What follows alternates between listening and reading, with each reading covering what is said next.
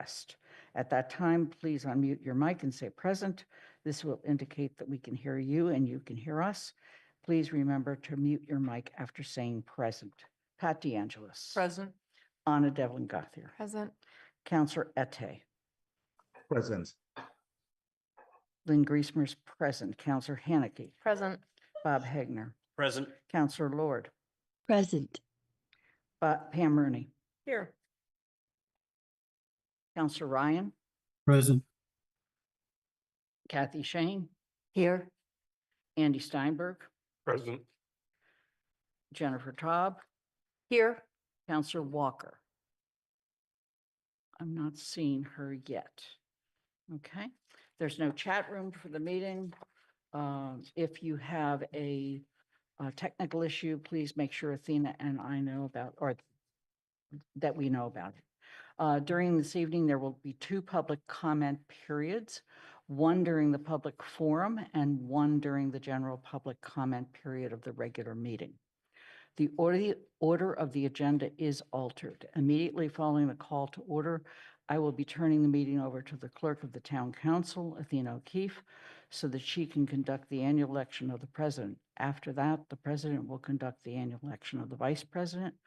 The plan at that point includes a pause in the regular meeting in order to conduct the public forum. Upon conclusion of the public forum, the plan is to reconvene the regular council meeting. An executive session is scheduled at the end of the meeting.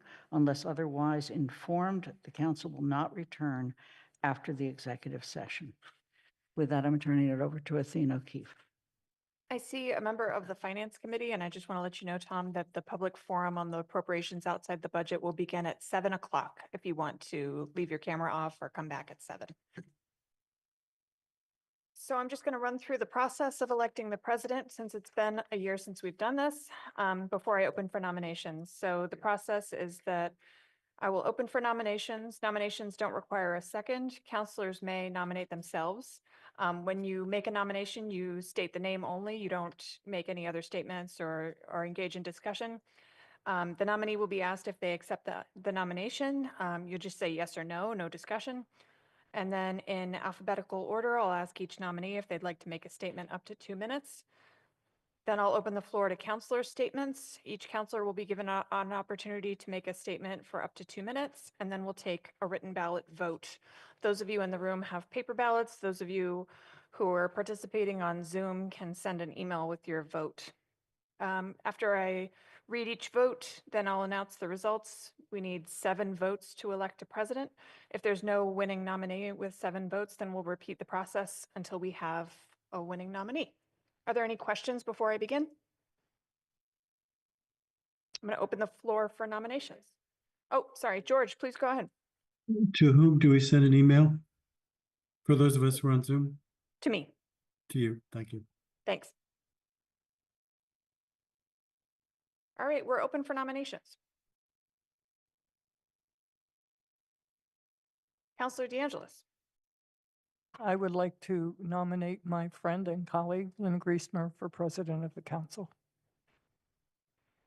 Counselor Griesmer, do you accept? I do. Are there any other nominations?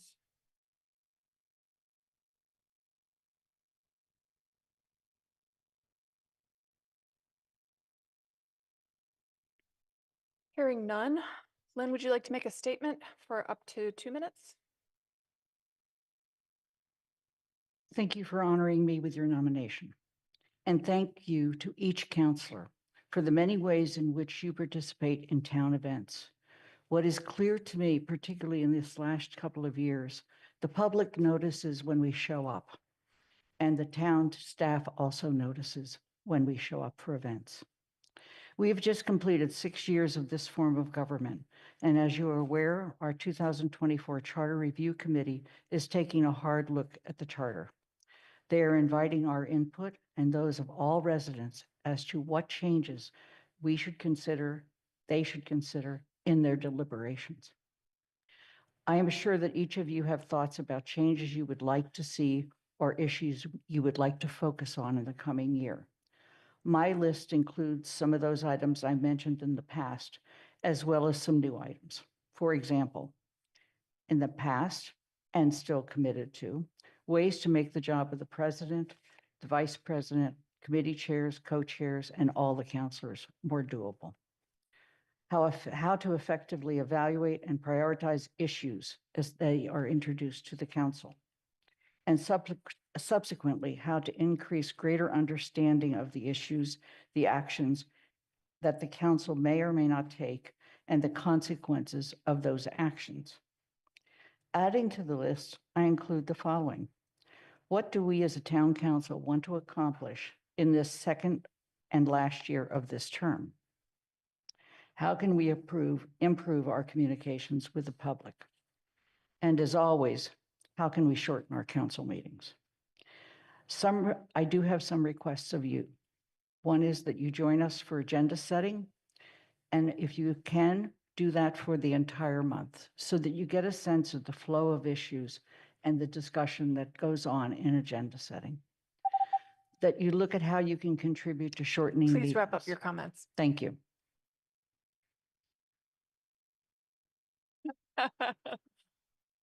Done. Thank you. Counselor Walker, I just noticed that you joined the meeting. Can you confirm that you can hear us and we can hear you? Yes, thank you, Athena. Thank you. We're in the midst of electing a president. We've already heard nominations. Counselor Griesemer was nominated and accepted the nomination. She just finished her statement. I'm going to go around and ask counselors if they'd like to make a statement. You'll have 2 minutes each before we take a vote. Since you're remote, you'll just send me an email as your vote once we get to that point. Would any counselors like to make a 2-minute statement?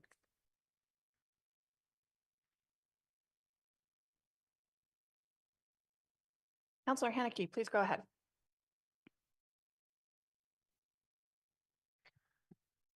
Actions speak louder than words. For 6 years, counselors have talked about the need for change in leadership at all levels in order to maintain a healthy body. We've even adopted policies that limit the number of years residents can serve on the Planning Board, ZBA, and Finance Committee to 6. Yet for the last 6 years, the council has had the same president. Every time a counselor has challenged the current president, others have agreed that change might be good in theory, but that the challenging candidate is just not ready, or your time will come, or it's not the right time to change. Each year, including just now, which was a rehash of last year's speech, Lynn promises that she will do things different if reelected president. Counselors rely on those promises of changing practices and vote for her. Yet each year, within a few weeks or months, Lynn reverts back to her old ways. Then the next year, she makes the same promises. Counselors fall for it, vote for her, and the cycle continues. 1 year ago, Kathy stated, "I think we need a change as we look to the coming year to be more inclusive, sharing talks, sharing representation that don't just need to be the president, agenda setting, much more extensive involvement." The only representation Lynn shared was ceremonial, done 3 years after her first promise to do so. Counselors were not invited to share representation at meetings with our elected representatives, the bid chamber, or others. After February, there was nary an invite from Lynn to attend agenda setting. Lynn said the words, but her actions did not follow. Again, change is healthy. I want a council president who lives up to the promises she makes regarding the presidency, and a president who shares representation and does not keep their 12 fellow councilors in the dark regarding content of meetings they attend as president that the rest of us aren't invited to. A president who says they will be more transparent every year but does not change is not leading.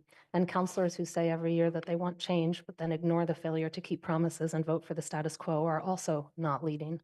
I will be voting for none of the nominated candidates. It is not an abstention, but a formal vote against the nominated candidates. Counselor Shane?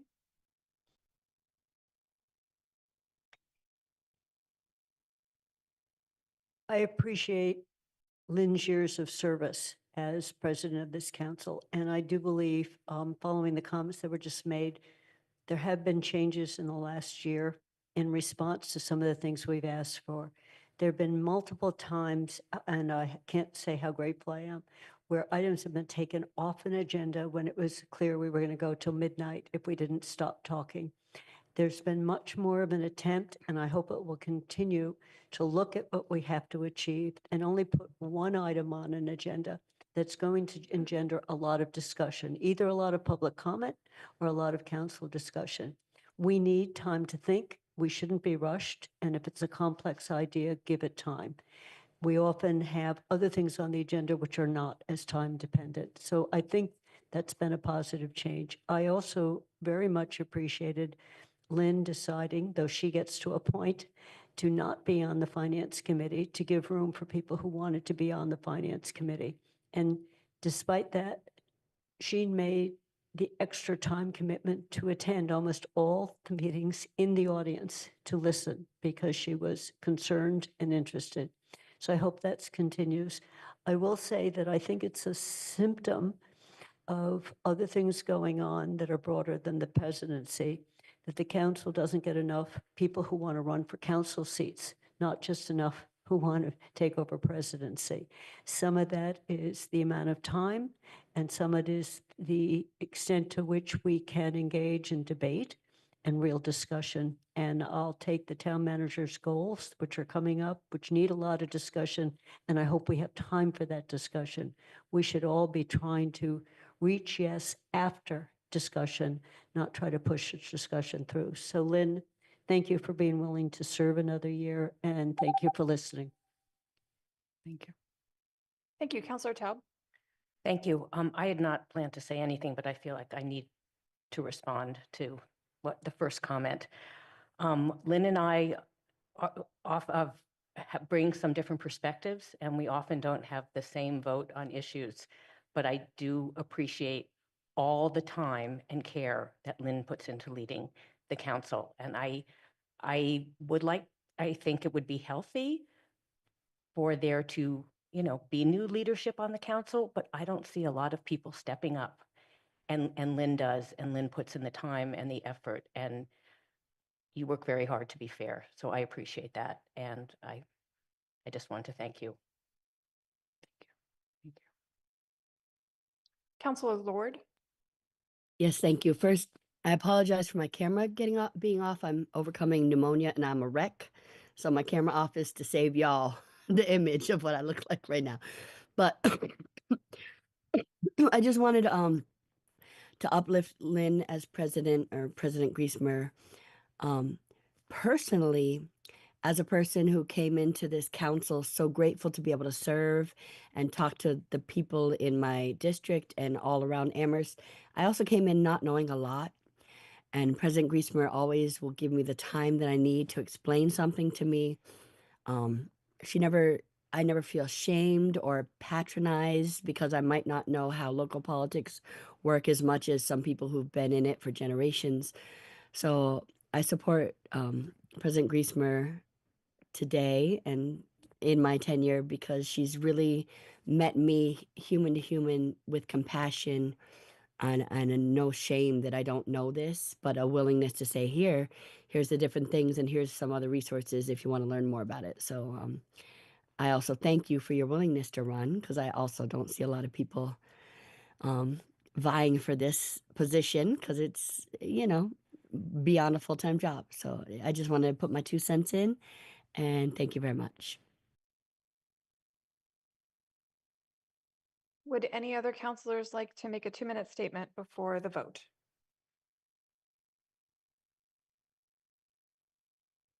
Seeing none, please indicate your preferred candidate on your ballot, the name, or present or abstain.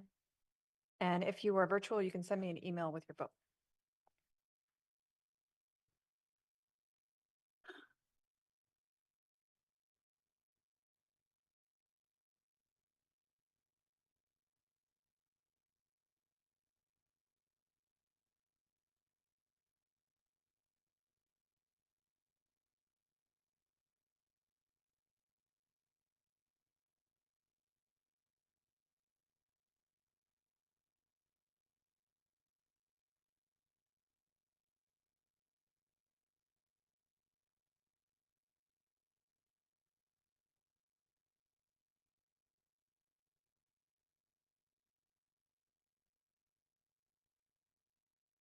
I'm just going to read these in the order that I collected them rather than a alphabetical order. Yes, I got. Waiting for one more counselor to email.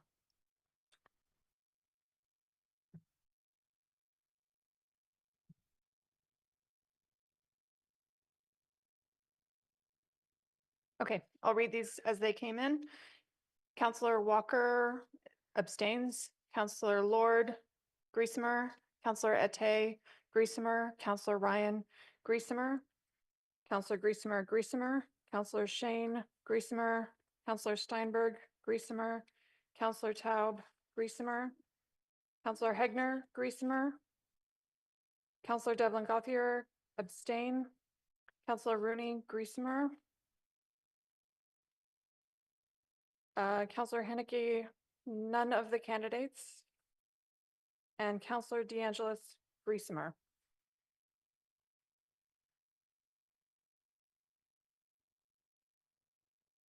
That concludes that election. So that's 10 votes for Lynn Griesemer. You've elected a president.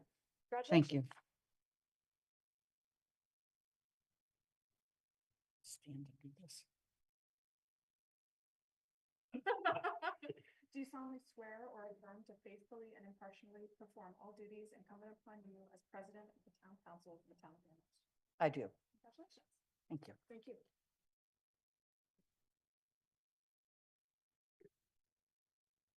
Athena, I'm going to follow the same script. So the floor is now open for nominations for vice president of the council. Anna, I would like to nominate Counselor Ryan. Counselor Ryan, do you accept the nomination? Yes, Are there any other nominations at this time? Okay. Counselor Ryan, would you please, yes. I'd like to nominate Kathy Shane. Kathy, would you accept the nomination? Yes. Okay. Are there any other nominations?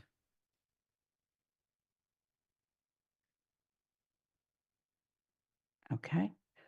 We'll begin in the order in which people were nominated. Counselor Ryan, would you please take your 2 minutes? I won't take 2 minutes, but I do accept the nomination, and Anna, thank you for that. Today actually marks the 5th year of my service on the council. And I think, as all of you know, there's a tremendous learning curve. And while I probably would never feel ready, I feel like after 5 years, this is something that I think I can do and I would be willing to do. I would promise or commit to attend every single agenda setting meeting, and I would also seek to attend every other meeting to which the president is invited, wherever that is possible. I would also commit to being available to anyone at any time to talk about what I see and what I hear. I value collegiality. I hope you all believe that. And I think you also hopefully know that I'm someone you can talk to and that I'm open to your thoughts. I know I can work well with Lynn. We have a good working relationship. I would take the job seriously and I would give it the time and attention it deserves. Thank you. Kathy Shane, would you please take your 2 minutes? Thank you for this opportunity to be vice president. I actually had not thought a lot about it before I came in tonight. But I did several years ago. I'm completing 6 years on the council, and I have not run for president ever because I didn't think I had enough time, and I ran for vice president once. But I do think this time around, we have a series of legislative issues beyond the town council's purview that's important for our legislators to hear about and also to start thinking of what does the council really want to see. So some legislative options. And Lynn has opened up and Anna has laid a road for those regular meetings with Mindy and Joe, and I think they're very important. I think agenda setting is important as well.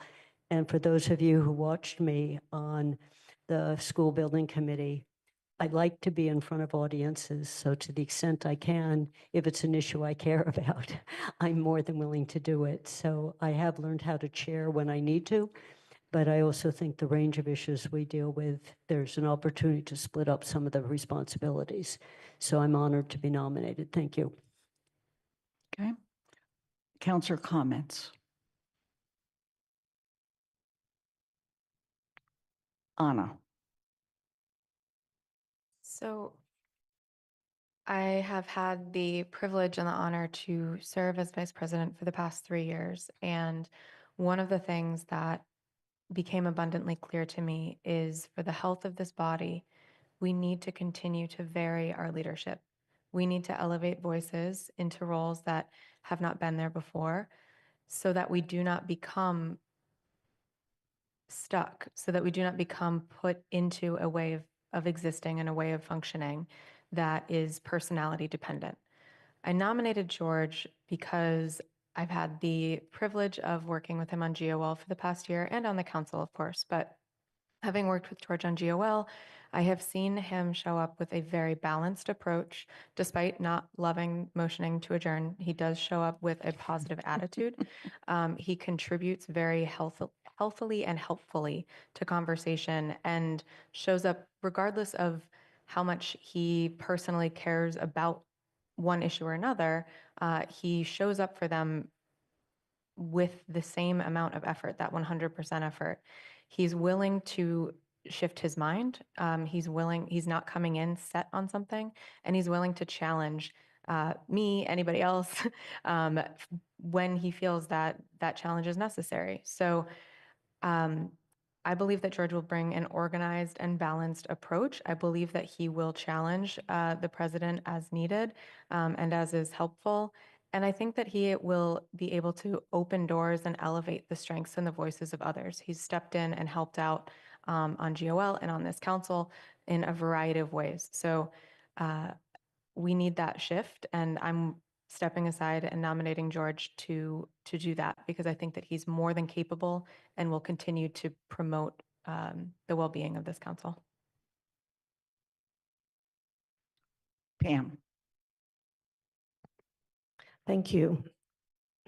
I nominated Kathy Shane because I have watched her now for 3 years, and I have been extremely appreciative of the thoroughness with which she does her homework and follows through. It is said that she will fight hard for actions that are important to her, but if it's outvoted or if she's outvoted, she will drop the issue and move on. It is not a lingering issue with her. That said, she is extremely impartial, brings a huge range of information and knowledge from her past life to everything that she does. And I'm not sure I haven't yet to bump into someone on this council that does the homework that Kathy Shane does. So I would strongly support her and look for a really good team with Lynn and Kathy representing oftentimes different perspectives and therefore bringing us into balance. Thank you. Andy. I hadn't been prepared to speak, but then now that we have two candidates, I feel compelled to. I'm going to actually start with a quick thank you to Anna. She has really served the council well as vice president, has been very active in providing leadership in many respects, including through GOL, as well as in making us think and work on the legislative issues in a variety of areas. So Anna, thank you. I think we have two very good candidates who've been nominated, and I think that both of them would serve the council well and be supportive of Lynn, who we've just elected as president. So in that respect, I think that we're very fortunate in the selection. Makes it very difficult to cast a vote when I was not prepared to have to knowing who was going to be nominated in full. I am going to vote for Councilor Ryan, but it's not a reflection on Councilor Shane. I find that having worked with George for a number of years, including his being the vice chair of the committee that I'm currently chairing, TSO, has been very supportive, has been willing to take on the areas that I felt he was better working on, and has been a very good leader when called upon within the committee. And so I have great confidence in his ability which is not a reflection on Kathy, but it's a choice I have to make. Thank you. Jennifer. Thank you. Again, I hadn't expected to speak again, and I want to echo Andy in thanking Anna for her service and leadership. And she will continue to be a leader on the council. I, again, my support for Kathy is not a reflection. I've enjoyed working on Councilor Ryan, who I've enjoyed working with very much on TSO. He works very hard and is very informed and always prepared. But Kathy is extremely independent. She has run for the council 3 times and I believe has always run independently. And I think that that's important. I think having a president and vice president who are strongly supported and I think closely associated with one of the political action committees, I think it would be a better balance. And I think if we're fortunate enough to have an independent, a candidate who runs independently, who's willing to serve as vice president, I think that would be that would serve the council well. Kathy is independent. She's not political. I really respect a straight shooter. You're extremely intellectual and intellectually honest. And Kathy looks at every issue and is incredibly prepared and informed and takes the position that she thinks is right. And I always look to Kathy. I know when I ask you for advice, it won't be biased. It won't be reflecting an agenda. It'll be what you think is the right thing to do. So that's who, again, no reflection on Councilor Ryan, but I will be casting my vote for Kathy Shane and think she will be a good balance to the current president. Pat DeAngelis. Thank you. 2 good candidates. What can I say? 2 really good candidates for vice president. I am, with no negative reflection on you at all, Kathy, because I have been amazingly impressed with you over the years, and particularly respectful of the work you've done on the elementary school building committee. But I really am asking you to, all of you, or as many of you as you can, is to support Councilor Ryan. He's diligent, he's collaborative, he's cooperative. And while he has strong opinions, he really is able to listen and to be affected by others' arguments. He has been committed to service his whole life. And that's an amazing thing for any of us to be able to do, to say that my job is to serve. And if you hang out with George for a little while, you go to lunch with George, or you go to listen to Tony Trischka at the Drake with George, you start to see the connections he's made across groups in the community. You see him talking to business owners.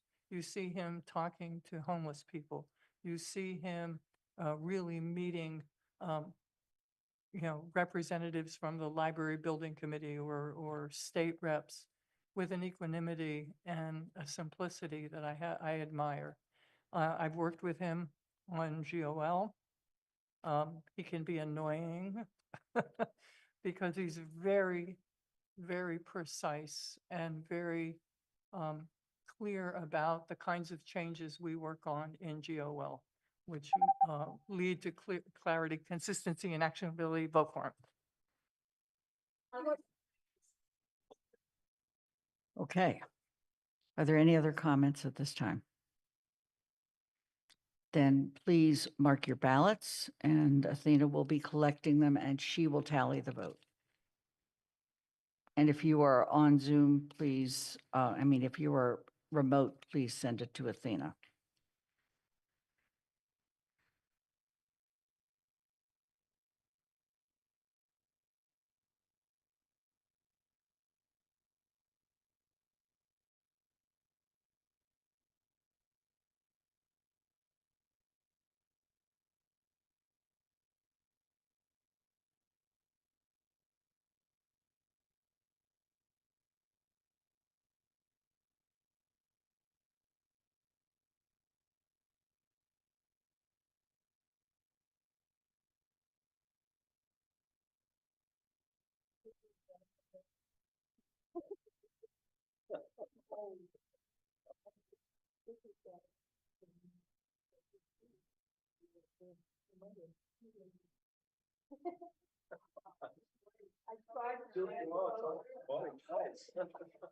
He's stuffing the ballot box.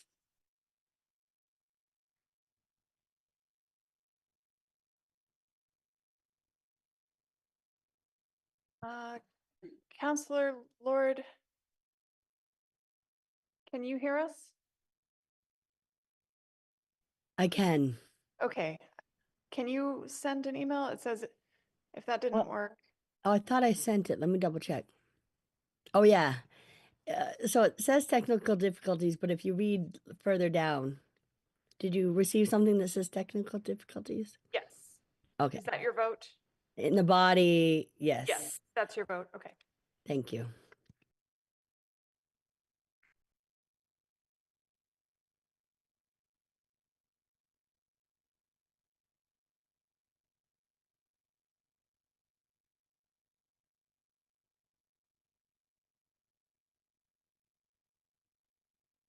Okay. Counselor Walker votes for Kathy Shane. Counselor Ate votes for George Ryan. Counselor Lord abstains. Counselor Hegner votes for Shane. Counselor Shane votes for Shane. Counselor Rooney votes for Shane. Counselor Taub votes for Shane. Counselor Haneke votes for Counselor Ryan. Counselor Steinberg votes for Counselor Ryan. Counselor Devlin Gauthier votes for Ryan, and Counselor DeAngelis votes for Ryan. That's 1, 2, 3, 4, 5, and 5.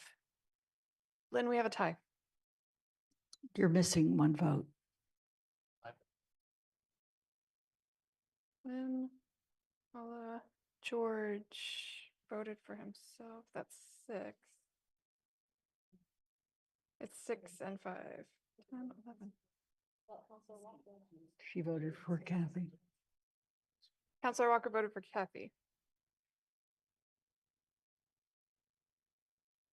It's 6 and 5 with 1 abstention, Lynn.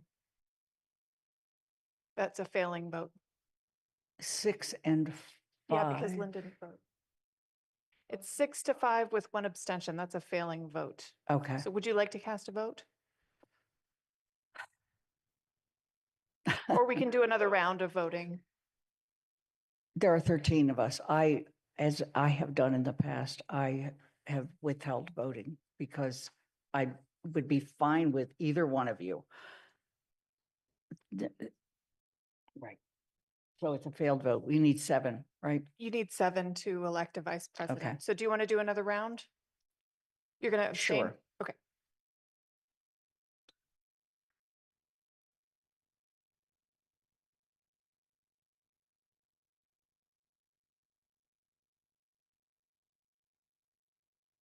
We're voting a second time, so please fill in your ballots.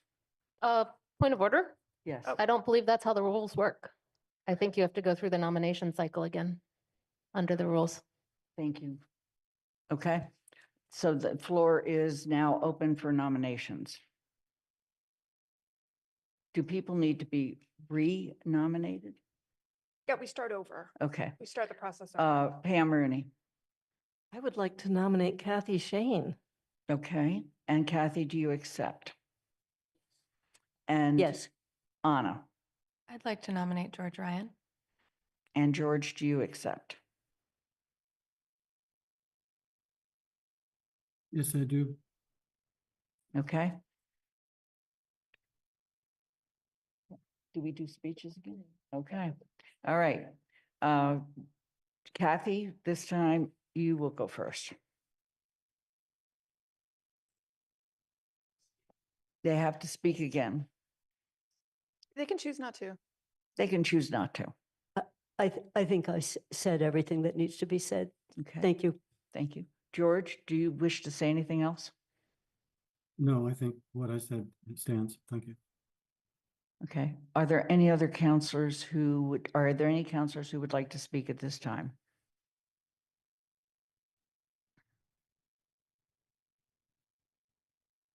Seeing none, then we're going to go ahead with our vote.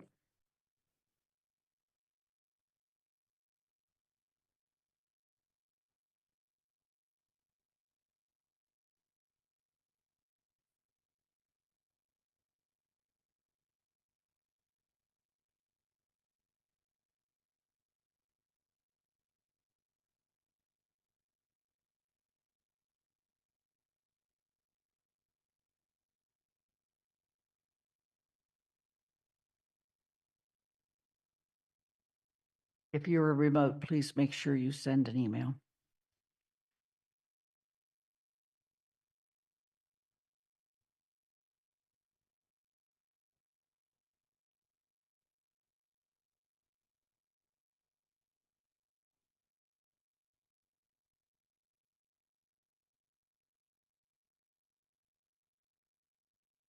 Counselor Ryan voted for George Ryan. Counselor Ette voted for George Ryan.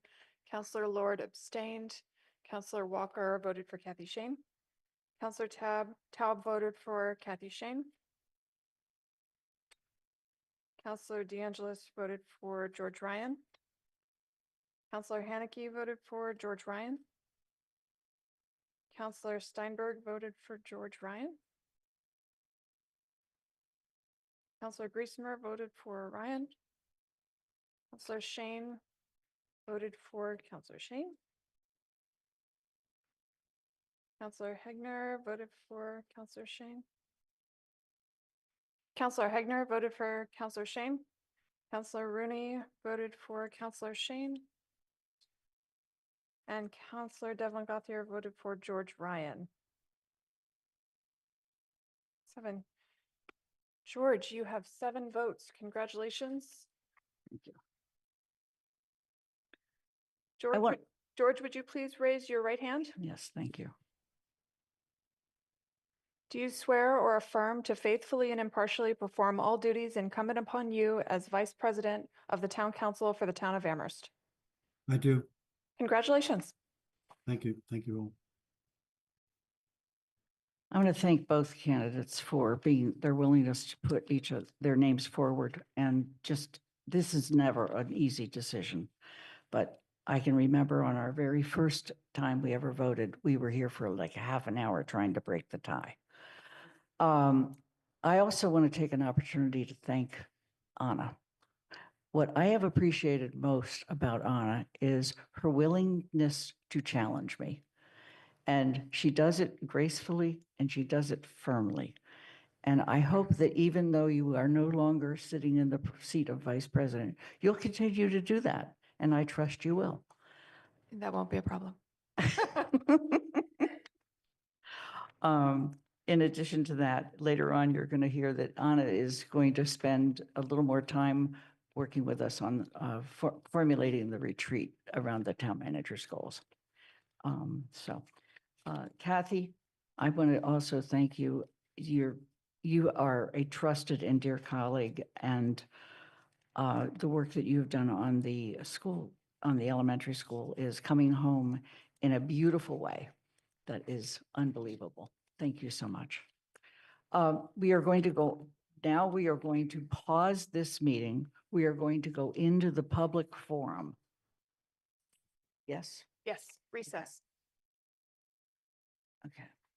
So this is a special town council and finance committee meeting. It's a public forum on appropriations outside the annual budget. It is, and we will talk about what those items are in a moment. So I'm calling the meeting to order on January 13th.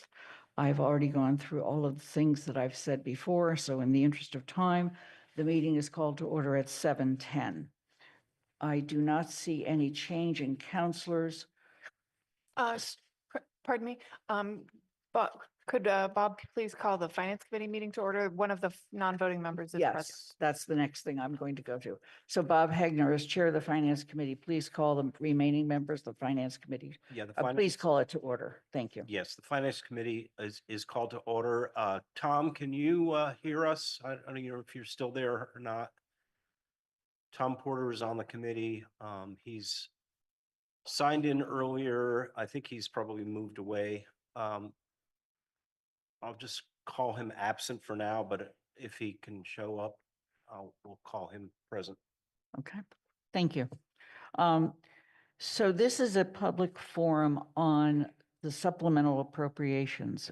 And according to Charter Section 5.6, the public forum is called to provide the public with the opportunity to speak about any of the following council orders.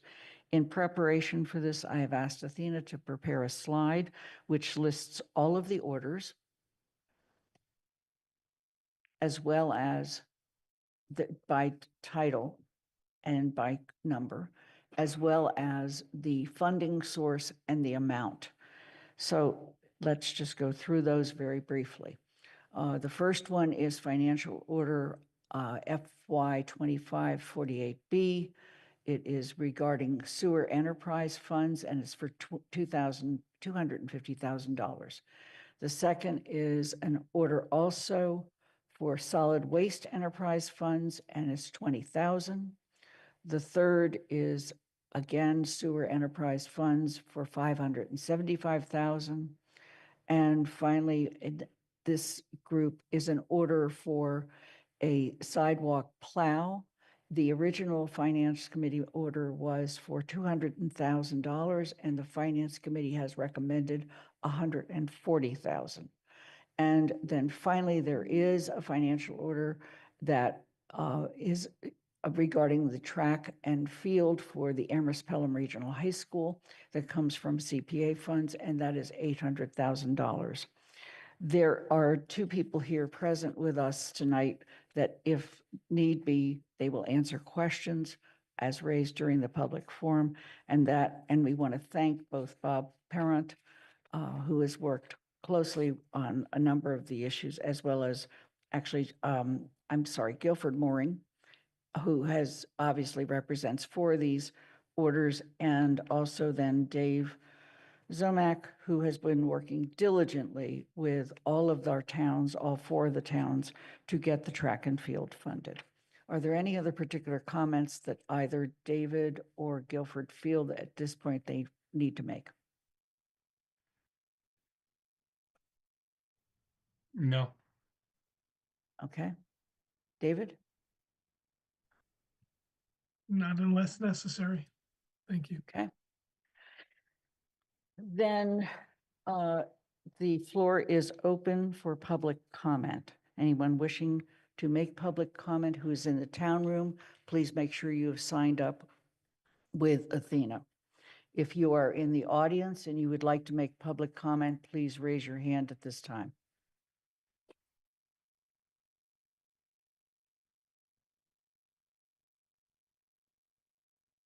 Athena, has anyone Yes. asked to make, okay.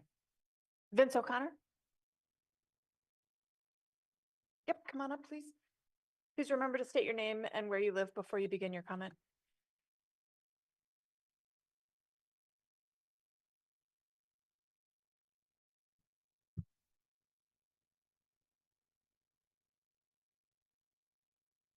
Point of order, did you say 2 minutes or 3 minutes? 3. Thank you. So Vincent O'Connor, 175 Summer Street, Apartment 12. The first step in solving a problem is to clearly state the problem. For the past 3 years, the manager's budgets delivered on May 1st or thereabouts, 5/6 of the way into that fiscal year, have stated that no surplus was anticipated. These statements by the manager were clearly false. Any person familiar with Massachusetts municipal financial fiscal management should know at the 5-6 points in any fiscal year, a municipality's fiscal manager has to know whether their community is going to run a surplus or a deficit and its relative size.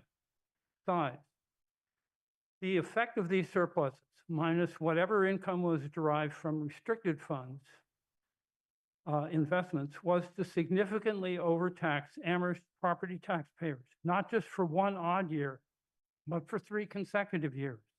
Because taxing to the legal limit for money not needed for a given year's operating and capital budget is essentially transferring money from property taxpayers' bank accounts to our municipal bank account without the legal justification of voter-approved or a debt exclusion or a property Proposition 2.5 override. To compound these injuries, the manager then used the false statements in his budget to justify his cut to the last two regional school budgets and to the FY24 elementary school budget.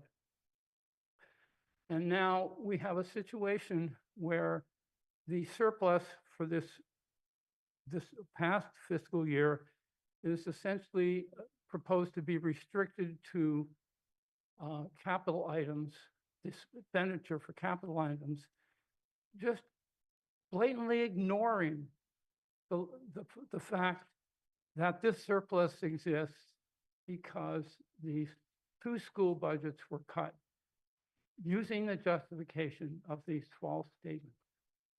And so I really object to the statement that we can only use this surplus for capital thing. What this surplus should be used is to make the schools whole for the cuts that were made in the past couple of years that were clearly not justified by the facts of the budget that were misstated by the manager in his budgets to the public and to the council. Thank you for your comment. Are there any comments additional, Athena? I don't believe that you wanted to speak to this item, did you? No. Nope, that's it. Okay. And there are no comments on Zoom. We began this meeting at what time? 7:11.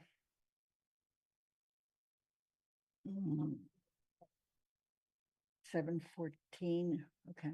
So we should be, we've fine. Thank you for keeping the clock. That concludes public comment. I'm going to go back to Bob Hegner and ask Bob, if you would check with the Finance Committee to see if there's any change in your recommendations. Should point out that we all voted, those who were present voted in favor of, to recommend all of these with the provision that the sidewalk plow amount was reduced to 140,000, as you say there. Is there anyone on the committee who wishes to change a vote? Kathy, you have your hand up? Kathy? Oh, I thought I saw your hand. I'm sorry. You did see my hand, but it was a comment, not Okay. response to Bob. Okay. Thank you. Oh, here's Tom. Hey, Tom, I see you're present now. Can you please just say present, unmute and say present so we can make sure that you can hear us and we can hear you? I'm present. Thank you. Thank you. Thank you. Okay. All right. All right, Lynn, no one has changed their vote. Okay. So then, before I adjourn the public forum, Bob, would you please adjourn the Finance Committee? Is there a motion to adjourn? the I move Finance to Committee? adjourn the special meeting of the Finance Committee.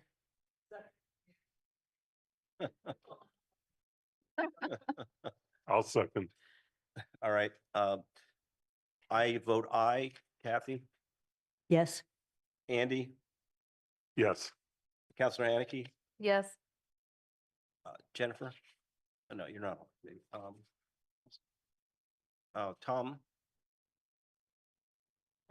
Yes. What? And Alicia, sorry. Yes. Giving you a Councilor non-voting Walker. yes. Okay. So I move to adjourn the public forum. Is there a second? Second, Rooney. Thank you. We're going to move immediately to a vote. We'll begin with Pat DeAngelis, Aye. Anna Devlin Gothier, Aye. Counselor Ette, Aye. Lynn Griesmer is an aye, Counselor Haneke, Aye. Bob Hegner, Aye. Counselor Lord, Aye. Pam Rooney, Yes. Counselor Ryan, Aye. Kathy Shane, Yes. Andy Steinberg, Yes. Jennifer Taub, Yes. Counselor Walker. Yes. The public forum is adjourned and we're going to go back immediately to the council meeting. Thank you for joining us, Tom. If you'd like to stay, I'll move you into the attendees. Thank you. Okay. Very briefly, There is, our next meeting at the town council is at 6:30 on January 27th. The CRC committee is continuing their hearing regarding University Drive overlay zoning on January 14th at 6:30. The other committees have not been scheduled, and later on in the evening, we'll discuss how committee assignments will happen. We're going to move now to general public comment. Anyone wishing to speak who is in the town room, please make sure you've signed up with Athena.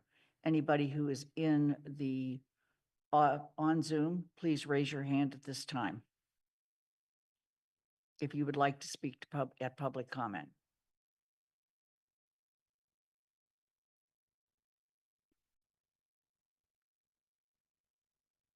Athena, how many people?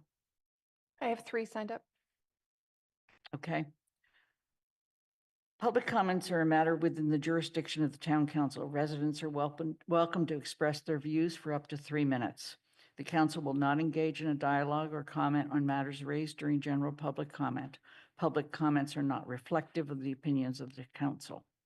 Please note the clock and consistent with the 3 minutes. The First Amendment broadly protects individual rights to address the government, to speak, and to express themselves, including their right to say hateful and offensive things. I am generally unable to shut those commenters down under the First Amendment to the U.S. Constitution unless their level of speech falls within an exception articulated by the courts, such as fighting words, true threats to a particular individual, harassment of a particular individual, or incitement of imminent lawless activity. If a question exists as to whether a particular speaker is engaging in unprotected speech, I must defer to the principles of freedom of speech. We will recognize speakers in the order in which they have signed up, and we will begin in this case with Zoom. Martha Hanner, please enter the room, state your name and where you live. Martha Hanner, District 5, speaking as an individual. Welcome to the new year. I hope all of you are doing well and ready for the new challenges. It has been a full year since the solar bylaw was submitted to you for approval. The legislature has now passed a new climate bill that includes solar array siting and permitting. The law allows local communities to regulate, quote, small clean energy generation facilities with a DC nameplate capacity less than 25 megawatts, where 1 megawatt rated nameplate capacity corresponds to 4 or 5 acres of a solar array. So we do really need a local bylaw. A new state organization will eventually formulate guidelines and regulations to follow, but probably not before the end of 2026. It is important for us to have our bylaw in place now. A good bylaw will give us leverage in negotiating these guidelines. One of the requirements in Section 23 is that a municipality must review and make a decision within 12 months, and it must be a consolidated review.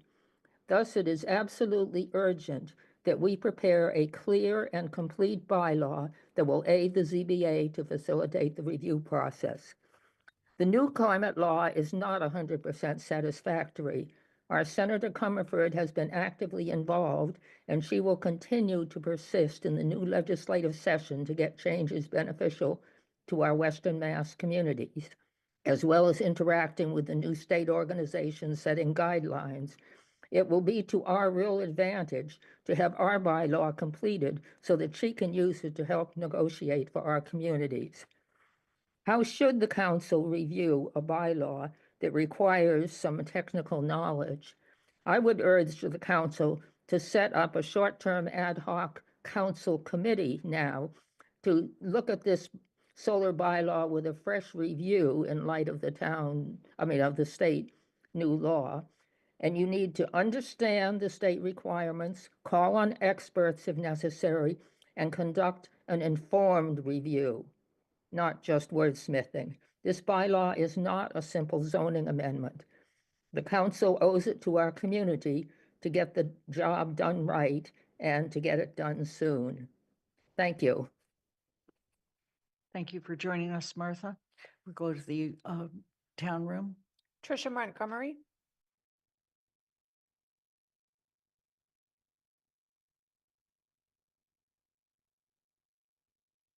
Thank you, Mr. Vandal.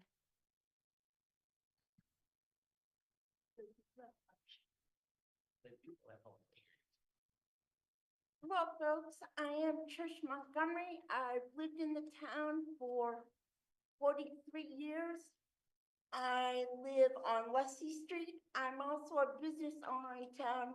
I have my own law practice that primarily focuses on elder law and estate planning.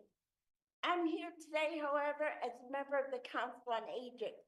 And it's my understanding that the Council on Aging is due to have some construction, or if you will, upgrades in the next coming year or so. And I also know that budgets are very tight and that there are other entities having construction. And I implore you to keep on the list a number of the accessibility issues. And due to time, I'm going to speak to one this evening. And the one I'm going to speak to is the community bathroom. Now, I know for some, if not all of you, that sounds confusing. Community bathroom, what does that mean? It means that it's a single bathroom area that one or more people can use at one time. And by more people, I mean there are folks with disabilities that need the assistance of a caregiver when they use the facility. And if the caregiver or the person needing assistance are not of the same gender, it's a problem when you have to use the facility. So a community bathroom is essential. Now, disabled people aren't the only folks that need a communal bathroom. If you had a mother or a father with a different gendered child, that too is an issue beyond the age of 3 or 4. And a communal bathroom, i.e. a bathroom in which the mother or father or grandparent, pick whoever's caring for the children or child, it would be almost necessary for them to have a bathroom where they could bring one or more child, like either they go to the bathroom or multiple children need the facilities. So it's not just a disabled person's issue. Most places now are leaning toward communal only bathrooms for the reasons I just mentioned. Now, there are also folks of different shapes and different sizes that find it easier to use a communal bathroom than a little stall or even the handicap stall. I can't tell you the number of times I've waited out the quote handicap stall while everybody else uses it because there's more space, it's more comfortable, it's more convenient. So I ask you not to scratch that from the proposed renovations to the bank center. I also implore you to also include additional accessibility issues in the plans if there's money. Right now, I know that the communal bathroom is definite, but that's not the only issue that appears. There are other things on the list that for folks with disabilities or movement impairments or aren't that typical male and typical female need. Now, I'd like to take a moment to, with respect to the communal bathroom or any bathroom, I often can get in, we can push the door open. So we need you to wrap up, please. Just, if there's not enough space for the wheelchair to get to the left from the door, to pull the door open, I'm stuck there until somebody comes to use the bathroom. Just saying. we want to thank you for taking the time to come and share with us the challenges that you face. My pleasure. But again, remember, it's not only disabled people that need these changes. Thank you. Thank you for your comments. Thank you. No, we don't comment. Okay. Great. We will go to Maria Kapicki. Please enter the room, state your name and where you live. Thank you, Maria Kapicki, South Amherst. Before you took a vote over a year ago to authorize the town to be responsible for more than $46 million of borrowing for the library building project, you, including the Finance Committee, held multiple meetings to discuss the fiscal implications of that decision. Unfortunately, several town and library leaders kept information from you before that vote about violations of historic preservation standards and the subsequent rejection of $2 million of historic tax credits, and also about the need for a rigorous and time-consuming Section 106 process required for another $2 million in federal funding. You were still being kept in the dark about all this 6 months ago when you were only one vote shy of stopping this project. We are now 2 extensions later from the MBLC, and the project remains in disarray. The Section 106 process still has a long ways to go. More bidding will be required. The contingency is already being consumed before the project can even start, and the deadline for the general contractor bids is upon you. Meanwhile, fundraising remains many millions of dollars short, far more than the endowment of the library in its entirety. You have an obligation as the keeper of the purse to take action now. You have to acknowledge that there is a possibility, really a probability, that the library will not be able to make up the difference in funding. And you have to understand what the consequences will be in that case. Now, I know that you're going to hear about, oh, the town is only on the hook for $15.8 million. Well, let's think about that. The difference between secured funding right now and the alleged 46 million, which is probably going to go up, is 11.5 million. So you can just add that on to the 15.8 million. We're talking about the town being responsible for 27 million. Even if the library comes up with the pledges that they are supposed to have, and with $2 million from Section 106, you're still talking well over $20 million. You cannot get blood from a stone. If the library doesn't have the money, they can't give the town the money. You need to do a thorough analysis of the fiscal situation, and failing to do your job will not absolve you of responsibility for the consequences of that inaction. Thank you. Thank you for joining us. We'll go back to the room. Dennis Vandal.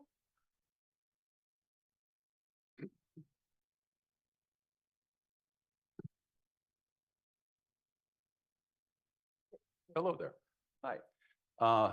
Good evening. I'm Dennis Vandal. I'm a property owner and resident of Amherst at 173 Columbia Drive. I'm also the vice chairman of the town's Council on Aging, and I'm also the president of the Friends of the Amherst Senior Center. I hope you saw a recent story in the Amherst Current website entitled "The Tale of Two Senior Centers," written by Nick Grabbe. I was asked for comment for that story, and I was also asked to provide a few photos. So I made a special trip to with my camera to look around and take a few pictures.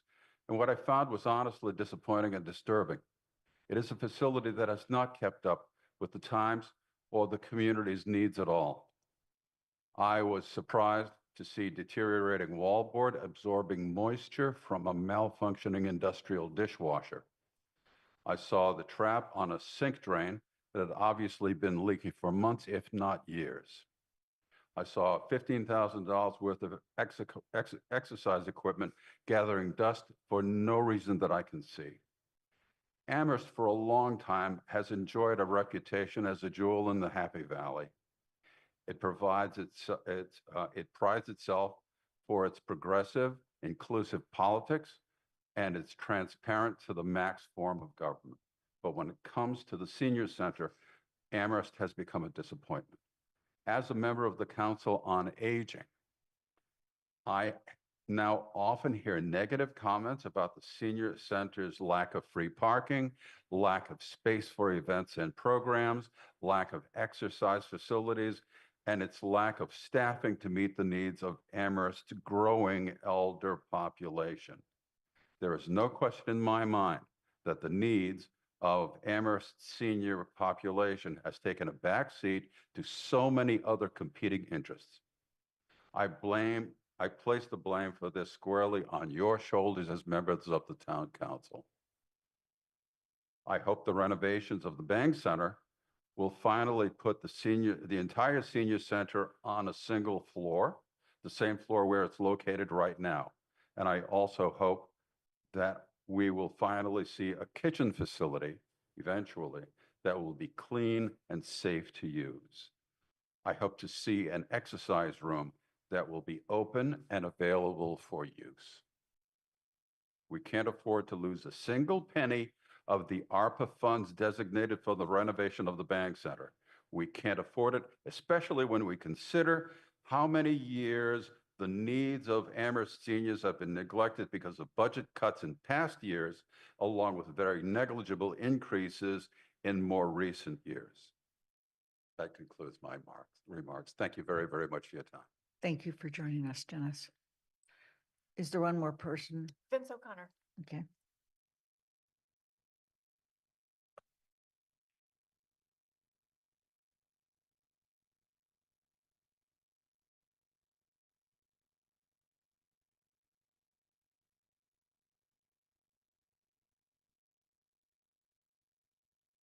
Again, Vince O'Connor, 175 Summer Street, apartment 12.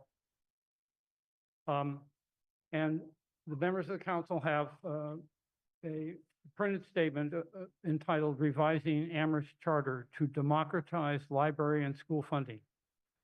And let's read from the opening paragraphs. The following proposed additions to the Amherst Home Rule Charter conform to the restrictions in Section 4, parentheses 2 of Amendment 89 to the Constitution of the Commonwealth of Massachusetts, which reads, any change in a charter relating in any way to the composition, mode of election or appointment, or terms of office of the legislative body, the mayor or city manager, or the board of selectmen or town manager shall be made only by the in quotes, charter commission by petition procedure of charter revisions set forth in Section 3.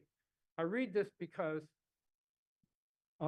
with regard to charter revisions, exaggerated statements are made about what can be done and what will require a petition and a charter commission by petition. Those requirements are very limited, as you can see in Section 2. The reason I propose these is because, one, I've watched primarily the school committee members who spent a year on their budget reduced to the status of ordinary citizens by the manner in which they have to approach the finance committee and the council. They are simply other citizens, regardless of the fact that they've been elected, and they get 2 or 3 minutes to speak to their budget and have to sit silently while people, quite frankly, who have not spent the entire year on the school budget, speak about their budget. This is not tolerable. My view is that both the library trustees and the school committee should sit with the council to vote on the respective budgets of their organizations. And that with respect to any finance committee consideration of either the library or school budgets, that at least 2 members of those organizations should sit with the finance committee as full voting members, and that there be an individual selected by the various school committees or the library trustees to accompany them as a non-voting member. The only way we are going to bring the school budget to the realistic consideration of the council, not just what the manager says and the amount he says, but the actual involvement is not to require that the counselors all attend the school committee hearings. That's not realistic. I don't think that would happen. You have many other things to do and many other meetings to attend.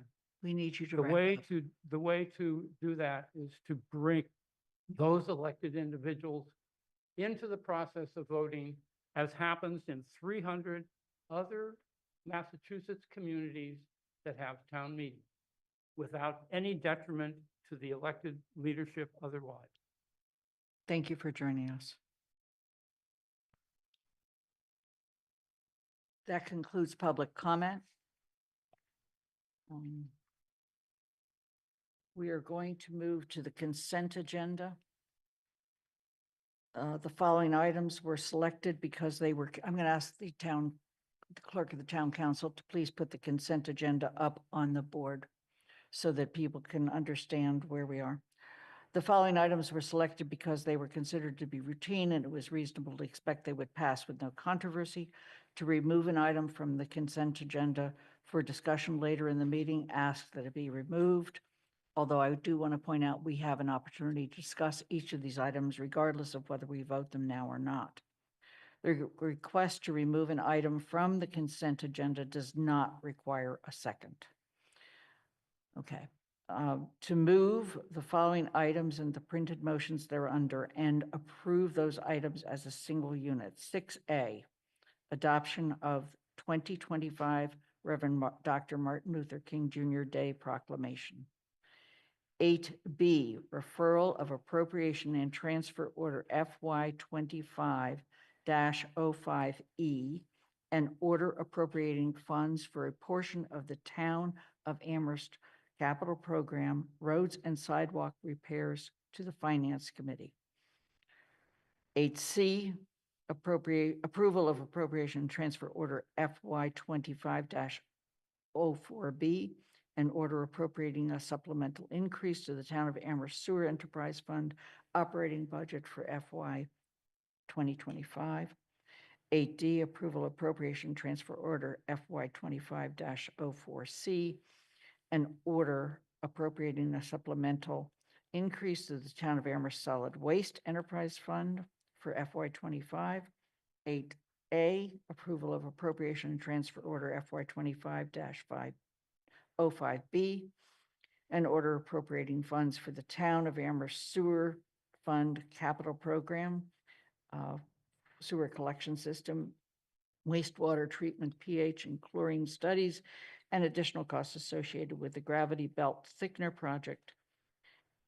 8F, council appropriation and transfer FY 25-05C, and order appropriating funds for a portion of the town of Amherst capital program sidewalk equipment.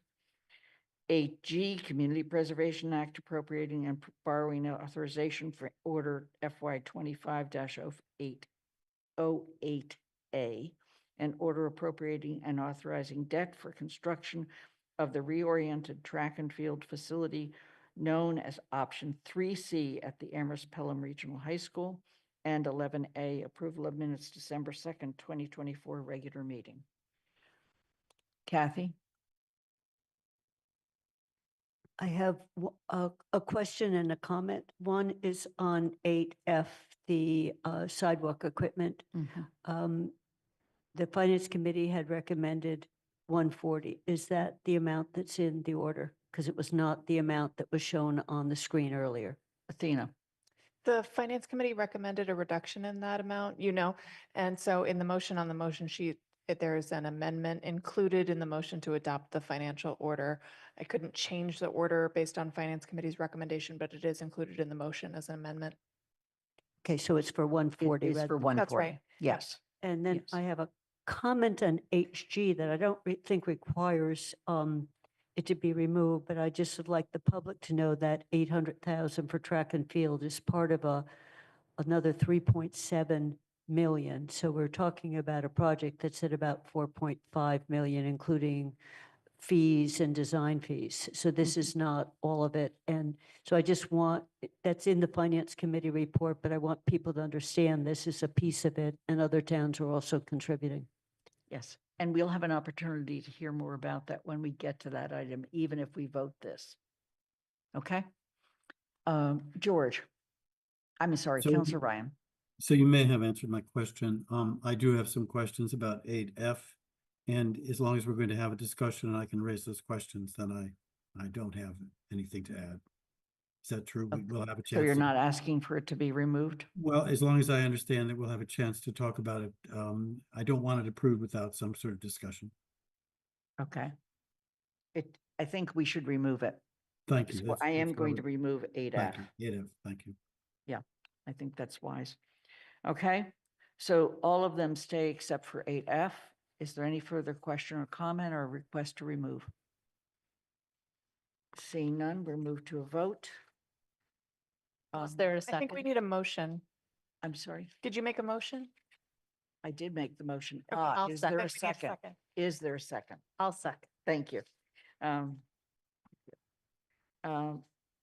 All right, motion's been made and seconded. We've removed one item. We'll begin with Anna Devlin Gothier. Aye. Counselor Ette, Aye. Lynn Griesmer's aye. Counselor Haneke, Aye. Bob Hegner, Aye. Counselor Lord, Aye. Pam Rooney, Yes. Counselor Ryan, Aye. Kathy Shane, Yes, Andy Steinberg, Aye. Jennifer Taub, Yes. Counselor Walker, Yes. Pat DeAngelis. Aye. It's unanimous. So with that, we're going to move on to the reading of the proclamation. We're not going to read the whole proclamation, but I have asked Anna to read the last two paragraphs Thank you. as one of the sponsors. Now, therefore, we, the Amherst Town Council, do hereby proclaim January 20th, 2025 as a day to recognize and remember the Reverend Dr. Martin Luther King Jr. and the dreams and ideals for which he stood. Be it further proclaimed, we, the Amherst Town Council, encourage Amherst residents to observe this holiday not only by reflecting on Dr. King's legacy, but also by actively serving others in the pursuit of community and justice. Let the town of Amherst reflect upon its commitment that all people are able to live his dream. Okay, thank you. And please note that there are various activities going on, including the food drive and the addressing of cards, et cetera. Okay. So we're going to move on to, there are no discussion items. We're going to move on to action item 8B. And I'm looking now to see if there's any hands of people who would like any further discussion, even though we have already voted on this on consent.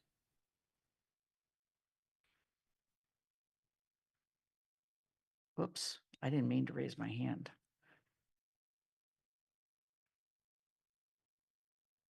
Okay, seeing none, I'm going to go on to the next one. This is Financial Order Council Order FY 2504B. Are there any further discussion required on that one?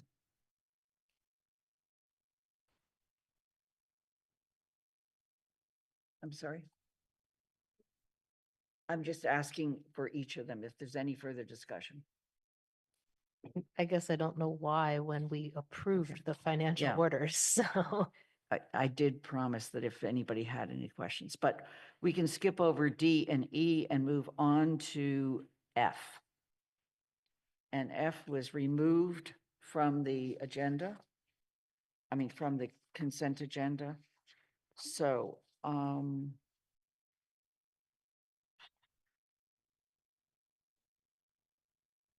the following motion therefore has to be made. Having held a public forum on January 13th, 2025, and in receipt of a report from the Finance Committee on December 12th, 2024, to approve appropriation and transfer order FY 25-05C, an order appropriating funds for a portion of the Town of Amherst Capital Program sidewalk equipment as shown on page 16 of the motion sheet as amended by reducing the appropriation amount to $140,000. Is there a second? Second, Rooney. Are there any further questions? George? Yeah, this one sort of puzzled me, and I guess maybe I just need just a more clarification from the Finance Committee. There's a machine that apparently does multiple things that would cost a bit more. And then there's a machine that just does snow removal. And I think this point was made at the last discussion, that I'm sure tomorrow there'll be a snowstorm, but this is, I'm trying to understand why we're not getting a machine that can do multiple tasks rather than getting a machine that can only do one thing, and something that perhaps over the next few years is going to be less and less in demand. Is it a case of being penny wise and pound foolish? So I read the Finance Committee report, and I didn't get a sense of why this is the better strategy, other than it's cheaper. So if somebody could just help me understand why not only is this cheaper, but it actually makes sense, even though the machine can only do one thing.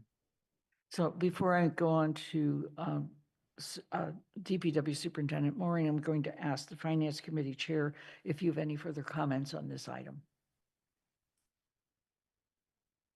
Well, I'll let Guilford explain things, but the way my understanding was that both pieces of equipment were appropriate for clearing the sidewalks. The $200,000 machine was more flexible in that it had additional uses outside of the season, the snowfall season. However, as I understood it, the $140,000 equipment was sitting on a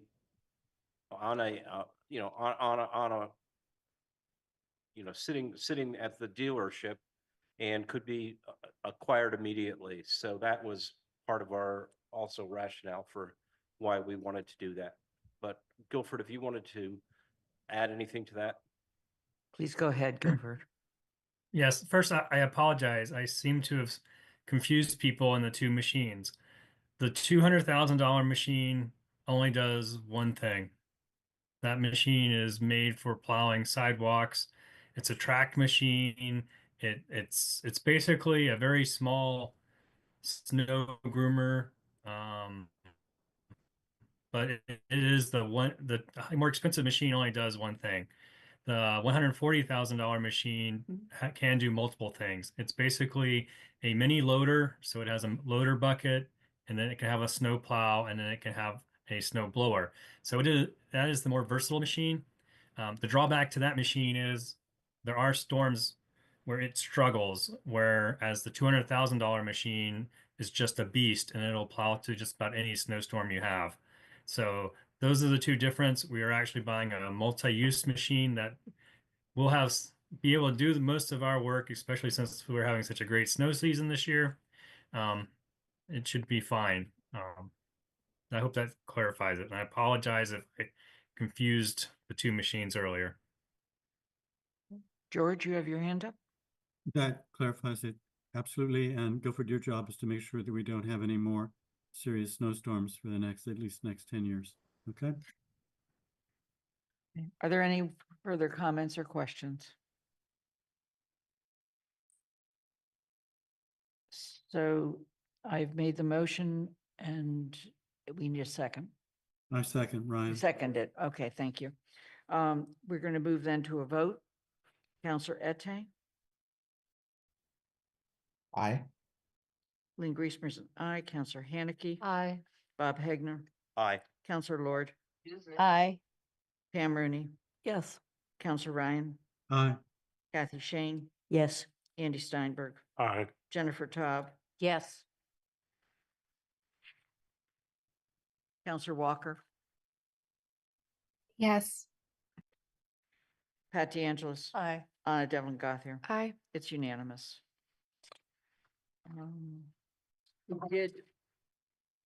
We did suggest that when we got to the track and field, there might be a little bit more, although we did vote this on consent, David, are there any additional information you'd like to provide us at this time?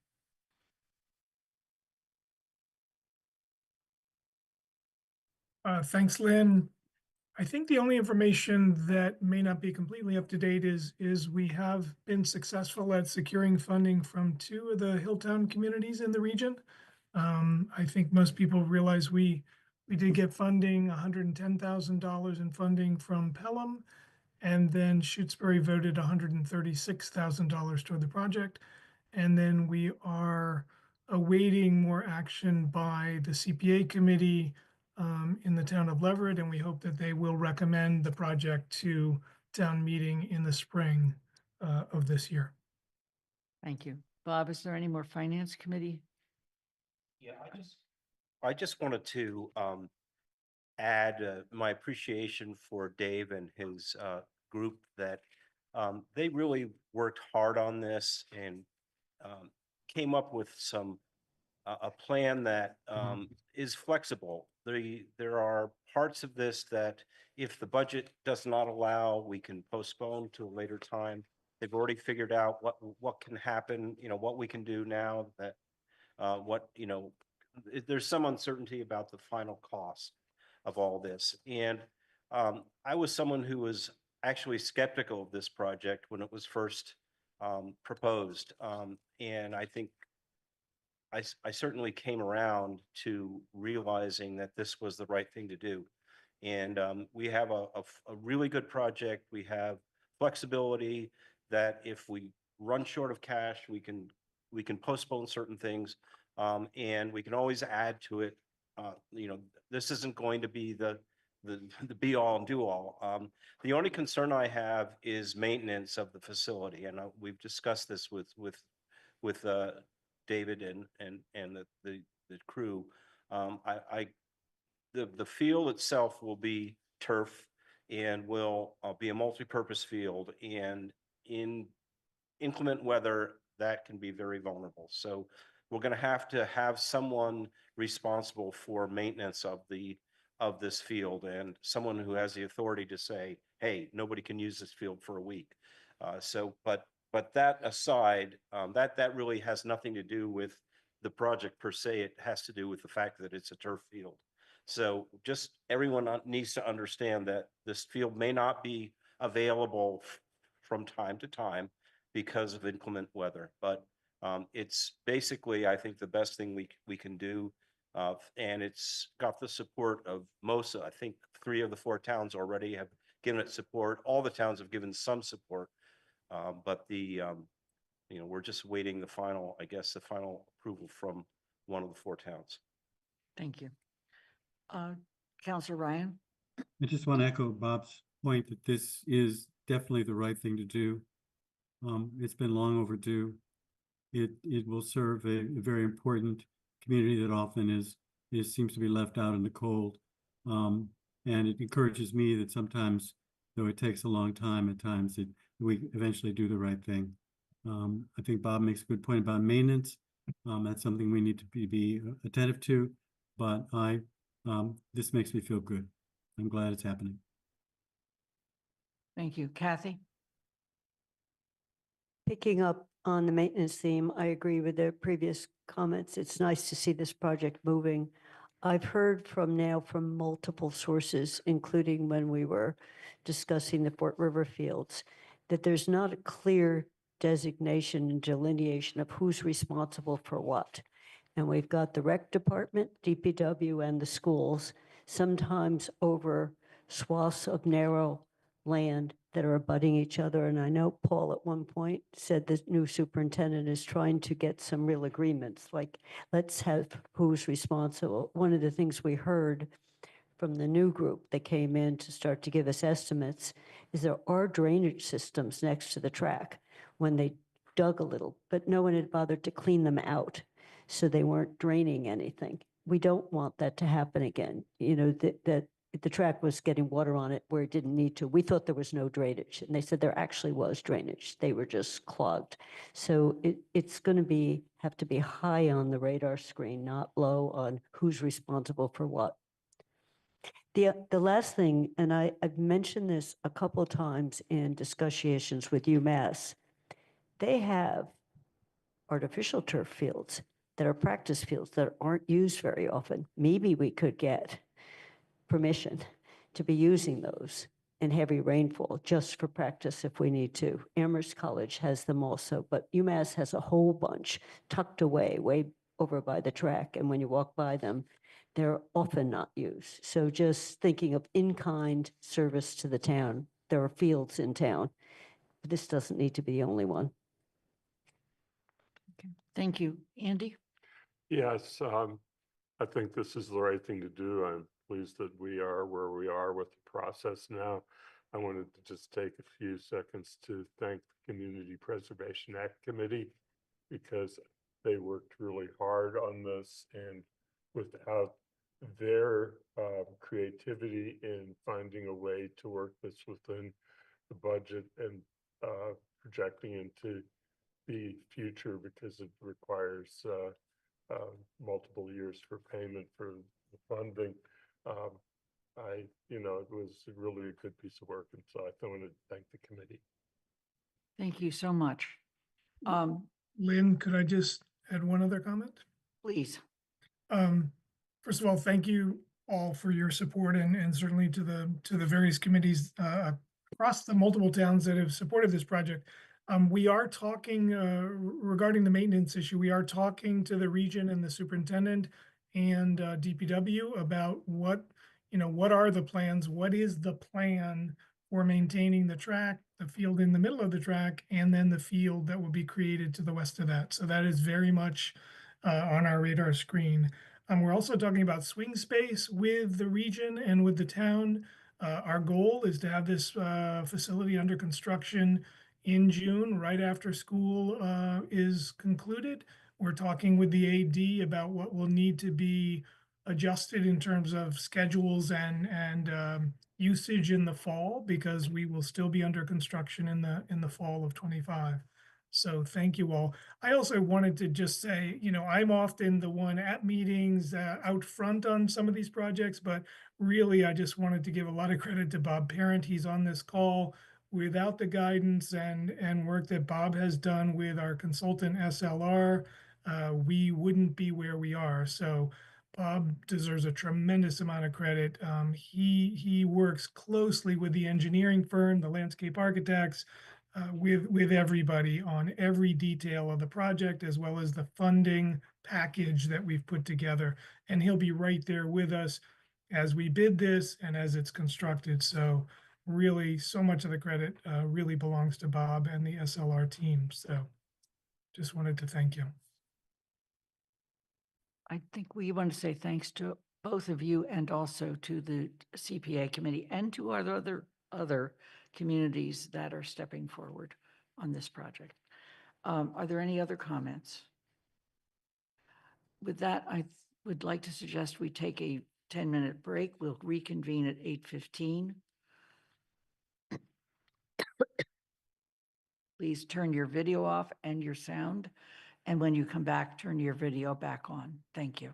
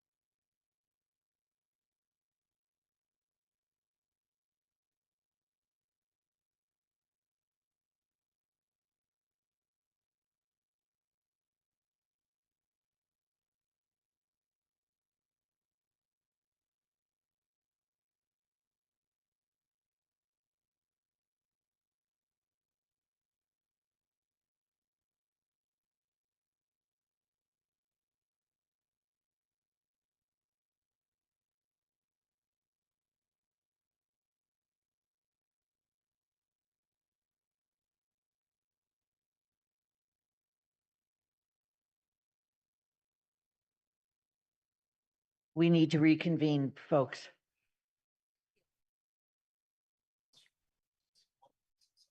As you return, please turn your picture back on.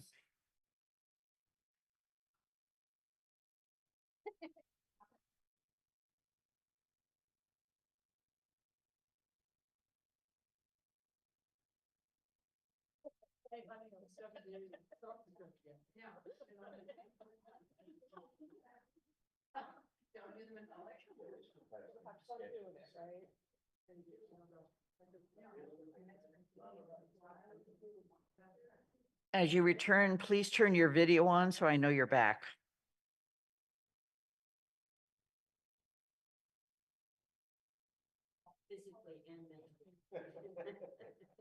Pat, I know you're back.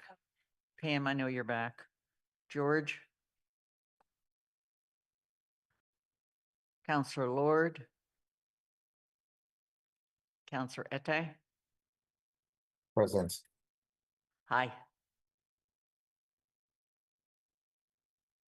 Counselor Lord, are you back? Yes, I am back. Thank you so much. Hang in there. Okay. Our next item on the agenda is a request for an easement by Eversource for around the Fort River site. And I'm going to make the motion and then seek a second, but then we're going to have a brief discussion or a brief presentation, if you will, about what this is all about, okay? To approve an order authorizing the conveyance of a permanent utility easement on town property as shown on page 18 to 19 of the motion sheets. Is there a second? Shane seconds. Thank you. Paul, I'm turning to you and then you can decide who else to bring in. Okay. Thank you, Lynn. Yeah, so I'm going to turn it over to Bob Parent, our capital projects manager, who's been working through the elementary school project. Just for reference, we had our kickoff meeting early last week, and this is a request for the council that we've had queued up based on waiting for us to sign the contract. So Bob, do you want to talk about what the request is? It's a pretty straightforward request, but it deserves an explanation.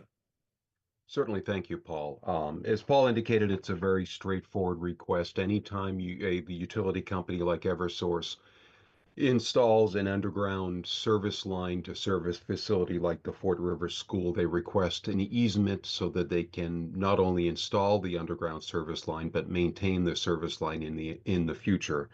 And they also seek some protections that the owner of the property doesn't build something over the top of the easement or doesn't do anything that in any way interferes with that underground utility line. So that's really what this is all about, is creating an area within the property that is there for the purpose of the underground utility line, but also is available to the town for other utilities. For instance, part of the underground water and sewer lines are going to be installed within that same location as well. So it doesn't prohibit the town from using it, but it just prohibits the town from using it in a manner that might in any way impact the electrical line that's going into the school. And it's feeding actually two separate transformers. One transformer that will be installed near the existing maintenance building that'll serve the canopy mounted PV facility, and then a second transformer adjacent to the building that'll be serving the building and the PV system on the building itself.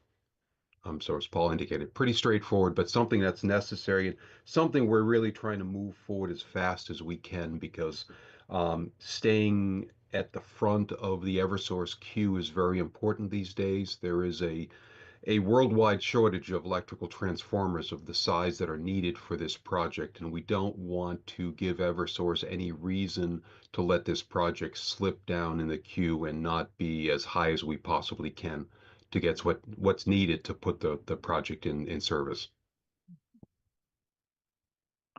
Thank you. Are there questions from the council? Yes, Counselor Haneke. Just a couple. Thank you for pointing out I had noticed it too, the fact that we can't build on the easement. Is a driveway okay? Because that's kind of building on if we're paving over it. So just making sure that it's not going to impact any of the actual plans of that are, the building plans that we've already sent out to build and signed a contract of. And number two, Is this an exclusive easement? I noticed it includes both Eversource / NSTAR and NSTAR DBA Eversource, but it also includes Verizon New England, which kind of surprised me that it included both. But is it exclusive, or if some other utility company needs to get in there to provide lines through that area, since it is a pretty wide easement location, would we be able to grant a non-exclusive easement to some other entity, utility entity too? So relative to your first question, absolutely constructing the driveway on top of the utility easement is appropriate and in fact is of benefit both to the town and to the utility owner as well, because it allows them to more readily access the utility easement or the utility if it's needed to be maintained in the future. It's just we can't build any structures on top of it that would prevent them from physically accessing the utility. On the second question, at the moment, we have rights to install utilities. This easement doesn't provide any rights for any unnamed parties other than the town and those parties named in the easement. If there was a plan for something else in the future, I assume we could discuss it with Eversource, and providing it didn't impact the Eversource line, I wouldn't expect they would have a concern. But they would have to consider it and understand it before they'd be willing to work with us on that. Any further questions? Okay. Kathy? I am totally for the project, and I have a comment that's sort of a question, Bob. It seems to me we could have brought this before the council earlier. Was there some reason we delayed it? Because I agree, we need to have that. And it looks to me like it's completely in line with the design plans we had. The design team had already planned that there would be these lines, so now it's just the Eversource side. So that's a question statement. So it's just, did we have to wait till we signed the contract? Could we have done it earlier? But can we get it done? And Eversource knows right now, because we always needed these transformers. Thanks. Certainly in hindsight, we might have been able to move it forward a month or two earlier. We have been working with Eversource for months now, working with their attorneys in terms of the language of the easement, working with their technical staff in terms of the layout of the easement and how much space is necessary. And that process did take quite some time. It also took some time. The town had to retain a surveyor to create the plan that you see here. That took some time as well, but we probably could have got a month or two head start on this. I would agree. Thank you. Pam? Thanks. I'm hoping that this precludes the need for overhead power lines, something that we typically like to reduce as much as possible. And so the question is, will we still see overhead power lines on this site?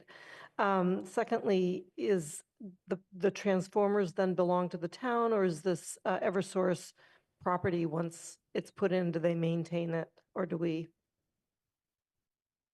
The second part, the transformers are owned and maintained by Eversource for the benefit of the town, which is actually a good thing. The town really doesn't want to own the transformer. We're not in the transformer business. We want utility to purchase it for our benefit, maintain it for our benefit, so it's available and useful.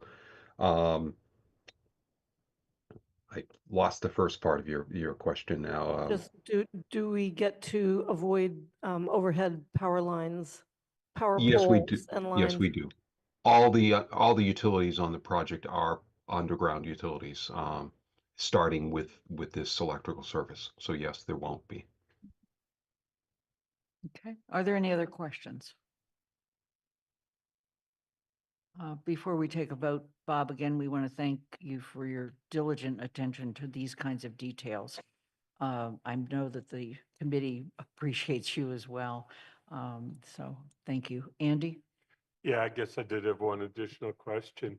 I don't know where the other end of the line is, and I was wondering if they're also going to have to come back to the council to ask for any easement that involves the West Common. Bob? I don't believe they anticipate this at this point. I believe directly opposite this is the old Southeast Street or Old East Street. And all the work from this point to the west would be within the town right of way. All right. Any further questions?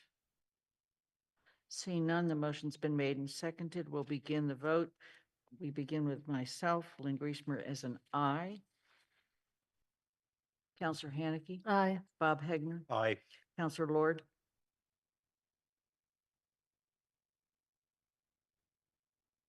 Come back.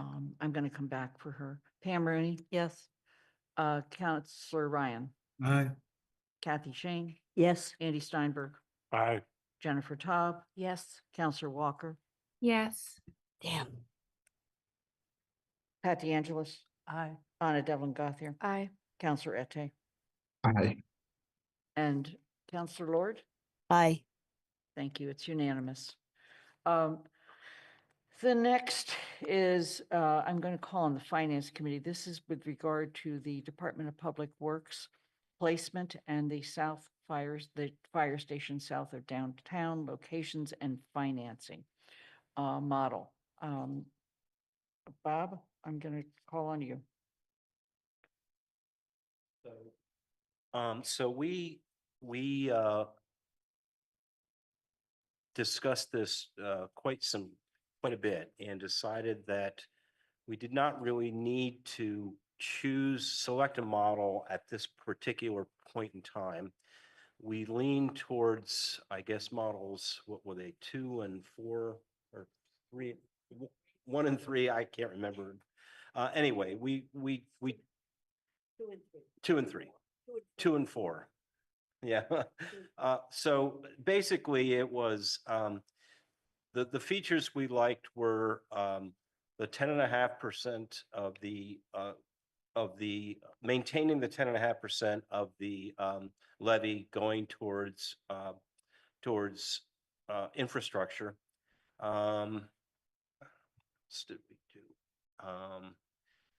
The big difference between the two models was really the speed at which the amount of money we would borrow versus the amount of money that we could fund out of the cash capital. And we decided that it really wasn't at this point necessary to pick between these two models because we could reevaluate as we go along. Can we, how much can we afford to borrow? How much can we afford to pay out of cash capital? So we'll probably be some sort of hybrid of the two by the time we actually get to it. But the features we did not like about Model 1, I think, was the fact that we reduced the levy, the percentage of levy to 10%. And what we didn't like about 3 was we delayed too long we delayed some of the projects into the future. So we just didn't think at this point we don't need to kick the can down the road anymore. We need to go forward with these projects, get them done, and figure out how we're going to pay for them. So I think we didn't actually vote on this, but I think there was consensus on the committee that this was the way to go forward, and we wanted to go forward with the DPW facility the way it was described, which you'd have it, sort of distributed around the town in various locations, and the fire station at Hickory Ridge, which I think we were asked to do that by the council. Anything Okay. else? Does anybody else want to? So I just want to be clear, you're not putting forward a motion with regard to the model, but what I think we do want to make sure is, are we putting forward a motion that basically identifies the two sites as proposed? Okay. Finance never discussed the sites and whether it supported that Okay. those particular sites for those things at all. We were only referred the financial Yes, model. You were, that's correct. Okay. Did you have another comment? You had your hand up earlier. Okay. Kathy? Lynn, as Bob said, finance was asked to look at the financing models. We weren't specifically asked to look at the locations. Our sense from the council discussion before this was referred to us is that we were all fine with these two locations, you know, and that the plan to move ahead, particularly on DPW, should begin. So if you need to separate that motion into two on a vote for the site, we were assuming those were the sites when finance was discussing. The one thing I want to add to what Bob said is we were all worried that 3 million for everything else was likely too low. And when asked like 3.5 or 4, we said, well, we can interpolate between them and think of what the number should be. But part of the issue of how much cash we have is we don't have to stay at 10% in the general stabilization fund. As Sean a while ago, we could draw it down to the 5%. So it's not just the capital stabilization fund, there's other money, and that those are getting replenished over time. So that's waiting for a year, getting moving on a schematic design so we know the actual price with one makes sense to us rather than focusing on the model, because the model is going to have to be adjusted by both how much money we have at the close of this fiscal year in terms of decisions. The other point, and I think it's in the Finance Committee report, but we talked a lot about it, that the JCP process, the 5-year plan, needs to really focus on not just year 1, but all 5 years. We need to have a really good sense of the urgent projects coming up first year and several others, so that we make sure we have space for them. Schools are one of them. And we, in the past, having been on JCPC for several years, the focus has been on year 1, and we didn't ask a lot of questions about 2, 3, 4, and 5 in terms of the projects. We had a list of them, but really make sure these are high-level urgency projects, because now we're in a competing for funds, because JCPC doesn't look at these 2 buildings. The buildings are pushed off into some other place. So we had a discussion on that, that requires staff to come with more information and a focused look on all 5 years in the context of getting these 2 buildings going. Okay. Pam? Thank you. I appreciate that the conversation has gelled around the locations for fire and DPW. I could be really wrong because my memory lapses at times, but I don't recall ever really seeing like a townwide map that really pins down what we're talking about in terms of DPW distribution. Similarly, we have, since we purchased Hickory Ridge, talked about a master plan for that property. And I have seen 0 master planning for Hickory Ridge, and yet we have now decided that maybe this is the best place for the fire station. We have never seen any options for, you know, what else might be at Hickory Ridge, or how much space something needs, or you know, what are the competing needs or uses of that property. So it's this lack of sort of explanation. And I know we're really good at this. We keep talking about something until it just basically gains enough traction to become the decision without really having a thorough discussion. And I would appreciate, I really do not want to vote on, you know, maybe we vote on, do we have a distributed model for DPW as opposed to a single site? Maybe, you know, a presentation on that would be very helpful. I might be very comfortable with that decision, but that's about as far as I want to go in terms of committing to voting on a location tonight. Jennifer? Yes, I was going to ask this question, but when the town manager gave his report, because he talked about forming 2 committees to, you know, plan for the DPW building and the new fire station.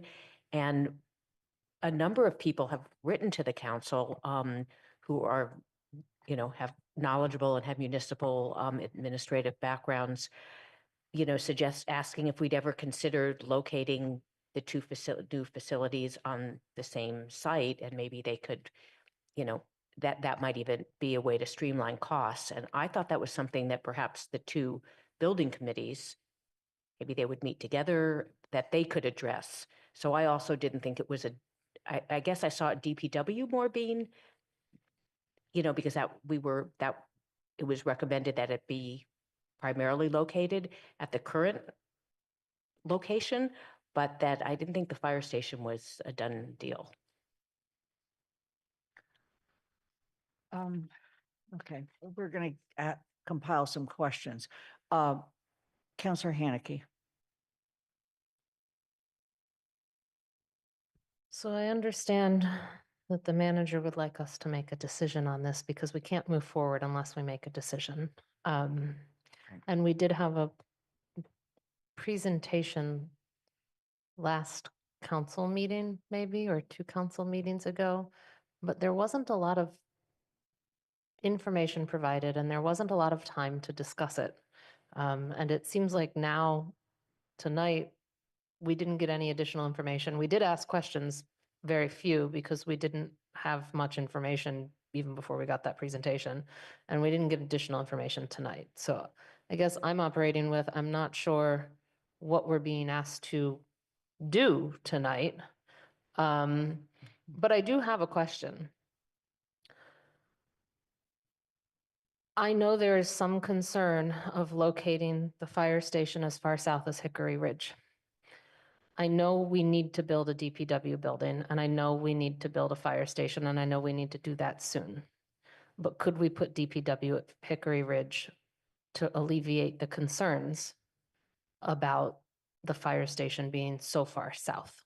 I know previous studies on the fire station have indicated that Pomeroy might be too far south in terms of ideal or not. And I just don't know the acreage of the 2 sites. Is the DPW current site acreage similar in size to the Hickory Ridge size? And if they are, have we ever considered swapping the 2 out so that the fire station goes to DPW? It would also solve the swing space issue because you could build DPW at Hickory Ridge while it's still operating at its current location. And then once DPW opened, the fire station could then be built at the DPW where it has always originally been had. So was that ever considered? And what was the result of that consideration? And is that a decision that would need to be, presumably that's a decision that would need to be made soon, but I bring it up. Let's collect any other comments, and then I'm going to ask the town manager to speak. Pat? Please use your microphone. Quick, yes, I'm sorry. When Chief Nelson was here and was our fire chief, he made had several conversations with council over the few years about Hickory Ridge being as far south as you could go, and that it was safe, and that it actually was a very flexible space, particularly because it had access from East Hadley Road and stuff like that for other areas in town. And he was an incredible tactician in terms of fighting fire and stuff. So I feel very secure in relying on his recommendation. I also, and my memory is not the best, but I remember Dave Zomack doing presentations about Hickory Ridge over the years, but the last one being with the fire station being there, with the possibility of a community building being there. So that was presented to the council, and I think we've done some talking about this. I don't know. So I just wanted to say those things. I'm going to look to Paul. And Thank you. I think the real question, Paul, is what decisions do you need made? Right. So I think counselors are asking legitimate questions, and you clearly don't have enough information to weigh in, and you'd like to see a little bit more clarity in terms of what the options. We can go through that and get a presentation for you at a future meeting. I think, I think Dave Zomack is ready and always willing to prepare a presentation on Hickory Ridge and what the status is of that. I think I had, for Councilor Top, I had talked about one committee, actually a joint committee for the TPW and fire, which is what we had before. I would seek to have, with your reorganization, ask the council to start thinking about having 2 members of the council on that committee. In case we ever split them and have 2 different committees, there'll be 2 councilors who have representation there. And then have other people who have knowledge of the building industry and, things like that. So I want to move forward with getting that committee set up. It takes some time. So I intend to start to move on that, start to solicit membership. The council can start talking about members for itself. And I think at a future meeting, I'm not sure we can have it ready for your next meeting, but in February at least, do more of a broader presentation about addressing some of the questions you've asked about, like what does a distributed model look like? The location on West Pomeroy was one of the 3 options that were listed in the study that was done by the town 10 years ago. But also the new fire chief, I've asked him to study up on it, and so he can bring his judgment. I knew where Chief Nelson stood, and Chief Stromgren has, we've had conversations, and he wants to educate himself on the needs and things like that. So I think it's fair to give him some time to look at this as well. So I think putting this on a future agenda sooner than later, so that we can get to a decision point and we can start moving on at least one of these projects. So we have to get moving on them. And I think council has made it very clear to me that it's time to get moving on them through your goal setting process. So that's what I'm trying to do.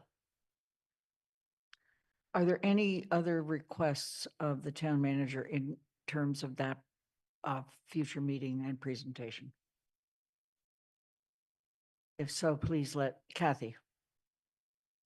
I think they've already been mentioned, but just the acreage that DPW is currently on and how much can be built on. So what I heard maybe 5 years ago or 6 years ago when we started this, that they're built for nearer to the water than they probably could be built today in terms of how much of that land. And we asked really at the very beginning, could both of them be there? And the answer was no, there's not enough acreage. But Paul, I just think we need to see that, like how much land is there. And then this offsite, we're up in North Amherst, it's quite a bit of land. I don't know how much is buildable, and I went out and walked it. It's already got some storage sheds and some equipment on it. It's got electric, it's got Wi-Fi. I mean, it's actually got a transformer thing. So I don't know how quickly something could be built there, but just acreage. And when Pam's asking about distributive, if that's the big storage with Quonset huts for equipment. And then similarly at Hickory Ridge, I've heard 8 acres, 7 acres, 5 acres, 6.5 acres in terms of the buildable amount we've got along Pomeroy, and that the fire station would need X. And then there's Pat's referring to, we had a diagram with something else was built next to it. I don't have a good sense of that. So if you could just come with much more, clearly not schematic design, but it only needs 3 acres and there's another 5, and who wants to live right next to a fire station, but it's only a few times a day that the sirens go. But and just something like that on what that layout looks like would be useful. I mean, and I'm saying the acreage, when we first bought it, there was, I heard more, and it keeps shrinking. So. Okay. Are there any other questions or comments on this item? Pat? Comment to Kathy. I had been concerned about the sirens out at Hickory Ridge for the residents there. And that was also something Chief Nelson spoke about. And most of the time, when they leave the fire station, they do not have the sirens on. They only do that when they're hitting an intersection or something. So that's Right. very interesting. It's a lot quieter. Right, so the questions could be something be built next to, and how big can the something be? Oh. An apartment building is just, Right, that, you know, yes, how that's much a land? different question than the sound. Okay. That concludes that item until a future meeting. Town manager goals. Anna, we're not going to discuss the goals tonight, but would you please talk a little bit about GOL's discussion regarding the retreat? Yeah, so this is included in the GOL report, but where we got, and I'd invite any other members of GOL to um, supplement my tale. Where we've gotten to is that ultimately the council will need to be going through the action item. We've talked a lot with the council about the objectives and the goal areas, but to narrow it or to zero in on the action items would be best done at a retreat, where that is the sole focus, where we can really dig into each specific one, where we're not pressed for time, and ideally where some of us don't have to get up at 5:30 the next morning for work. So when we get to the goals, it tends to be late in our meetings. We tend to be tired. So we wanted to bring the council together at a retreat with an external facilitator. We found that it would be most beneficial, meaning everyone could engage most fully in the discussion if we aren't the ones facilitating it and leading the meeting. So GOL talked about a couple different ways to do that, but essentially going through at this retreat and in some process, which is to be determined, engaging in conversation, but also looking at prioritization and determining if we can possibly remove some of the action items as priorities for the coming year, as goals for the coming year, in order to make sure we've got a set that is feasible and what we're seeking to do. Okay. Pat, you have your hand up? Okay. We do not have a date for the retreat. This will be something that we'll have to poll for. Right. So stay tuned. Counselor Haneke? So thank you for that clarification, because I was really confused when I read your report and it said that's what the plan was, but then at the very end, it had a motion to recommend adoption of the goals. So I was confused tremendously. But it sounds like if that motion was made, you're not actually recommending adoption of the goals at this time. You're recommending a retreat to discuss the goals. We had to get the goals out of GOL. We have to recommend, the way I understood it was we had to recommend the adoption of the goals as GOL had written them. The council can change anything about a recommended thing that comes out of a committee. But GOL did say that they thought the goals were good and ready to go, but it's mostly the logistics of discussing the goals we thought would be better done at a retreat. My next question is, I believe last year the retreat was held in late March, if not in April. I think it was more. The manager is operating now without goals. I would like to know how the manager feels about operating without goals at this point, and whether we are going to modify the goals, because we're going to be looking at 6-month goals if we wait to March to even have a retreat, because he writes his self-evaluation in October. It doesn't really sit comfortably with me that we don't even have a retreat date set, and it will literally be 6 months to complete, quote, a year's worth of goals. So I'd love to hear the manager about that, his thoughts. I'd also just like to add, we would like to very much have the retreat before March. Paul? Yeah, it's the time for performance on the goals shrinks. It becomes more challenging. The key piece for me is really about setting the budget and establishing the budget, because the budget needs to align with the goals. We're working on the budget very actively now through April. So getting the goals set and being clear about them that's an important feature of our budget preparation, because that's the main tool we use for implementing the goals. So yes, the speed is Okay, so helpful. at this point, GOL is officially asking the clerk of the town council to poll for a retreat. Is that correct? That is correct. Okay. Right. Counselor Haneke, did you still have your hand up? Kathy Shane. I think a retreat is an excellent idea and soon. So this to me could be 4 hours. It could be an afternoon, or it could be a morning, just something that gets us. In terms of operating without goals, if you look at the most recent draft, you go down one column, it says continuing, continuing, continuing. So it's not like we've got a whole bunch of surprises here. So then you can find some things that are called new, new, different, modified. We just talked about two of them. Getting DPW going, setting up a committee is on the list. So I don't think we've been silent about goals because there are so many that are continuing.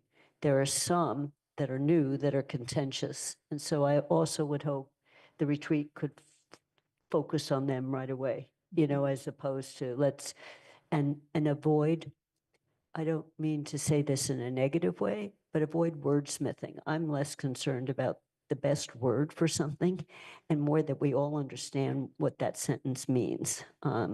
So we spent a really long time on climate. A lot of it, when we did have a discussion, a lot of it was words.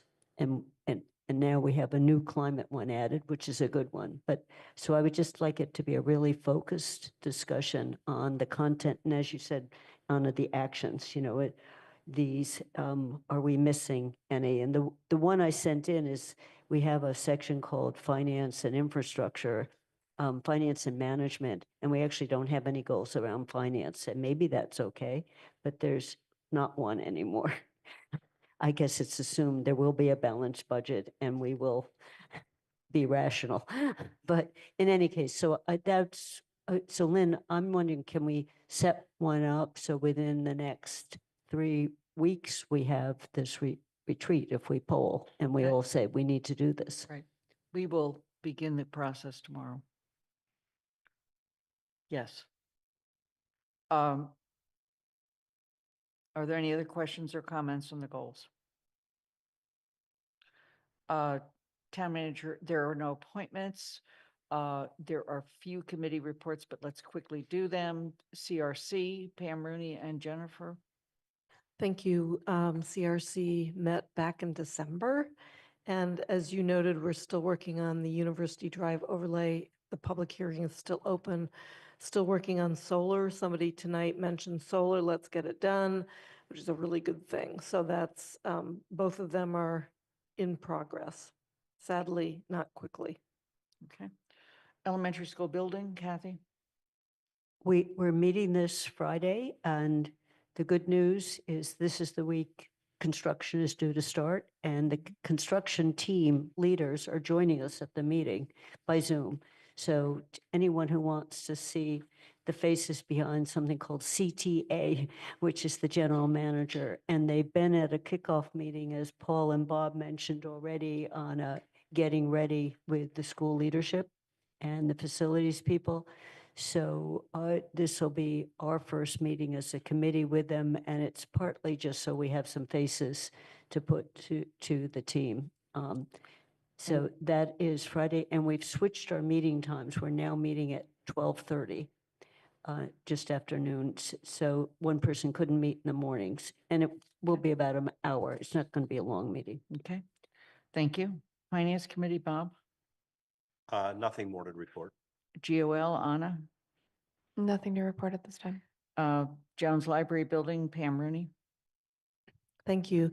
Jones Library Building Committee is expecting a meeting soon, but also was encouraged to participate, or to listen in anyway, to the trustees.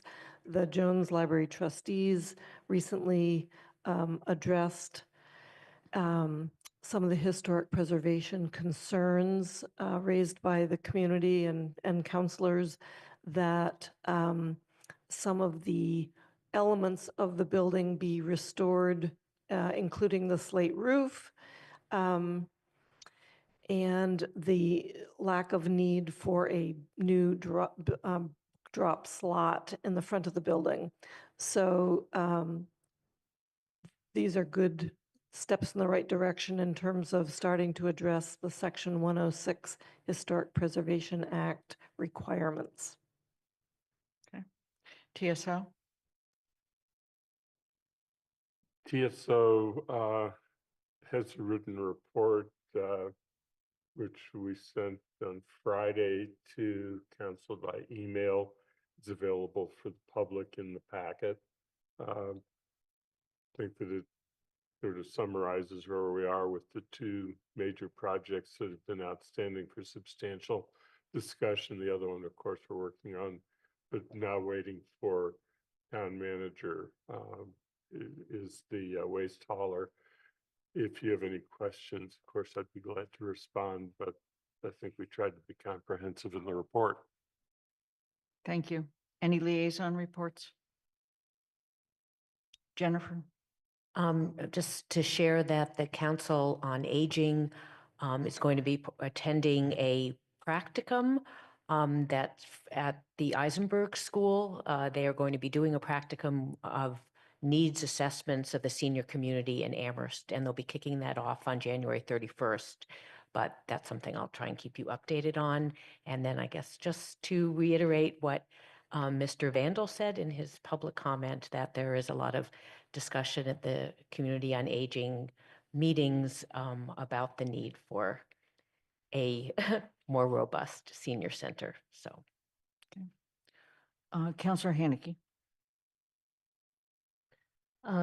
As part of my membership on the MMA Policy Committee on Municipal and Regional Administration, I was part of a panel that testified on Friday at the Executive Office of Housing and Livable Communities, EOHLC, and they're hearing on the regulations to implement the ADU Affordable Homes Act ADU provisions in there. If anyone would like information on what I said on that, or what other people said, I listened to the whole hearing. Come find me. Okay, thank you. Are there any other comments with regard to liaison reports? We've approved the minutes. A town manager's report. Paul? Sure, I have a few things. April 20th, which is Reverend Dr. Martin Luther King Jr. Day, will be celebrated by people seeking to make it a day on instead of a day off. And this is our CPOs working with our community participation officer, working with the recreation department and the senior services department to get people to do something positive that day. And I think that there's other events happening that day that others will be thinking about, but we're also thinking about the model that President Jimmy Carter had led about the way he involved himself in community as well. So pretty much a real staff-driven initiative, feeling like we want to do something, and just credit the team for bringing that to the fore. As Kathy said, elementary school, we had the kickoff meeting, which is very exciting. CTA Construction Managers LLC is the contractor. They're excited to get started on the project.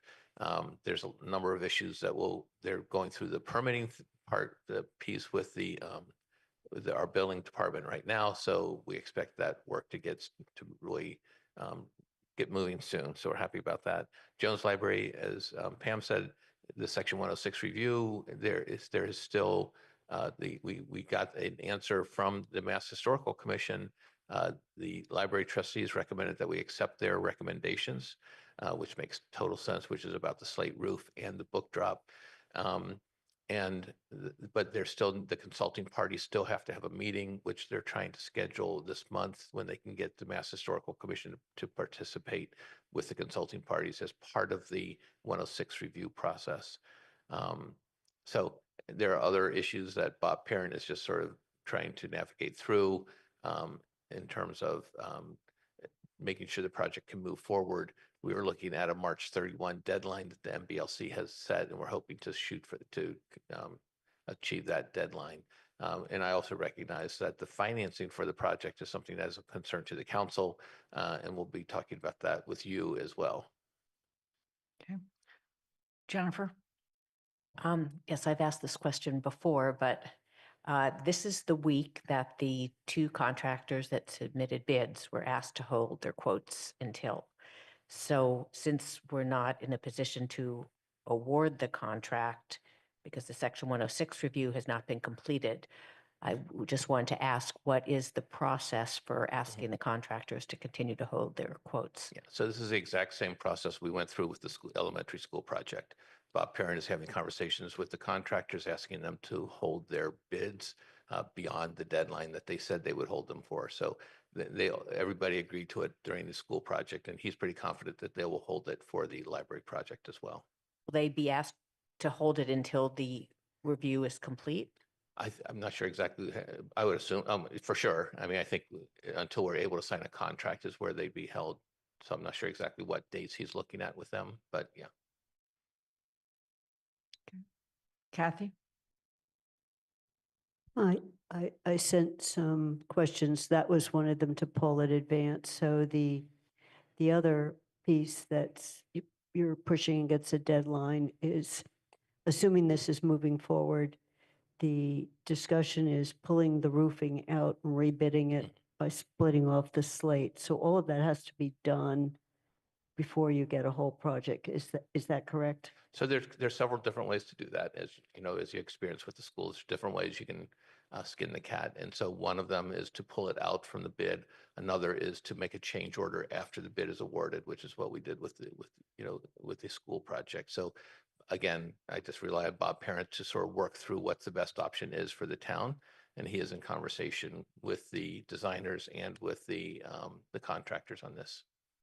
Because during the trustee meeting, one of the things he pointed out is the roofers who have the roofing contract don't necessarily have slate roof experience because they didn't need it for the original Right. one. So there's, Right. so we're working against the deadline.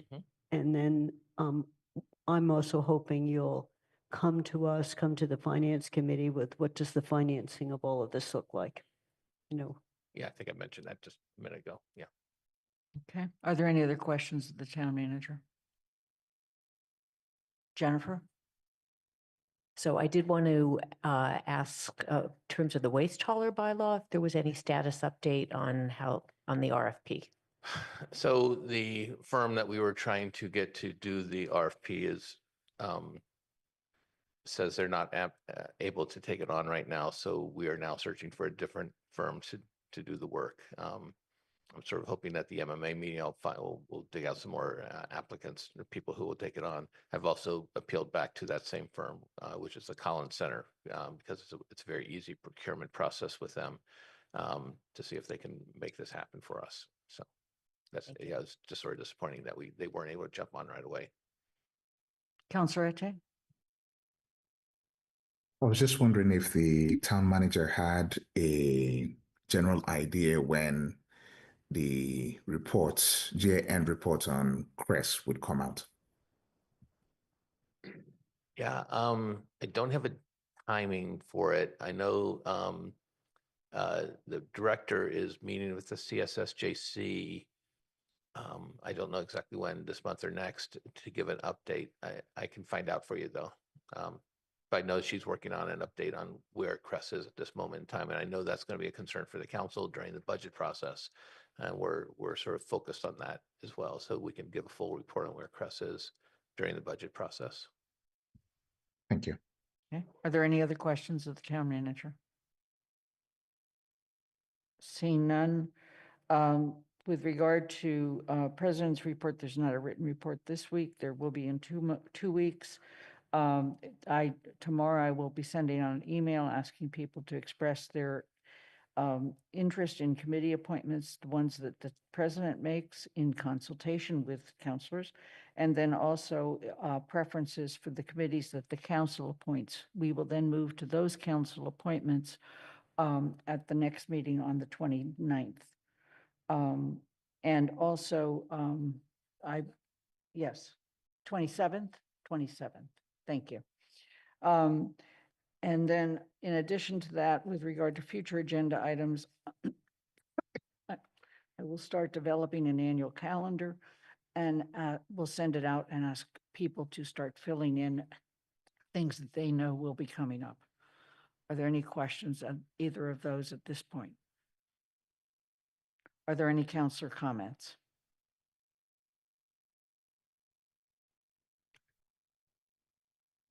Seeing none. Athena, I just need to clarify. I don't adjourn the meeting. I just move us into executive session. Do I adjourn the regular session? You make a motion to move into executive session. It's on the motion sheet. Yeah. And then you just make a statement that the council will not return to open session following the executive session. Thank you. You're welcome. All right.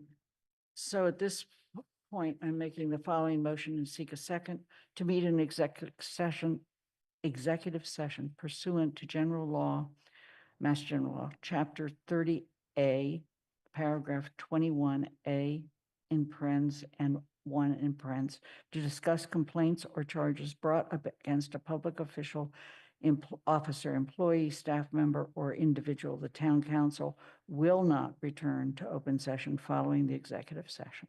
Is there a second? Second, Ete. Okay. So we're going to move to a vote. Counselor Haneke, Aye. Bob Hegner, Aye. Counselor Lord, Aye. Pam Rooney, Yes. Counselor Ryan, Aye. Kathy Shane, Yes. Andy Steinberg, Aye. Jennifer Taub, Yes. Counselor Walker, Yes. Pat DeAngelis, Aye. Anna Devon Gothier, Aye. Counselor Ete, Aye. Lynn Griesmer's an aye. It's unanimous. You will now go off of this link and you will receive another link. And meantime, we will ask the audience to leave and also the other note taker.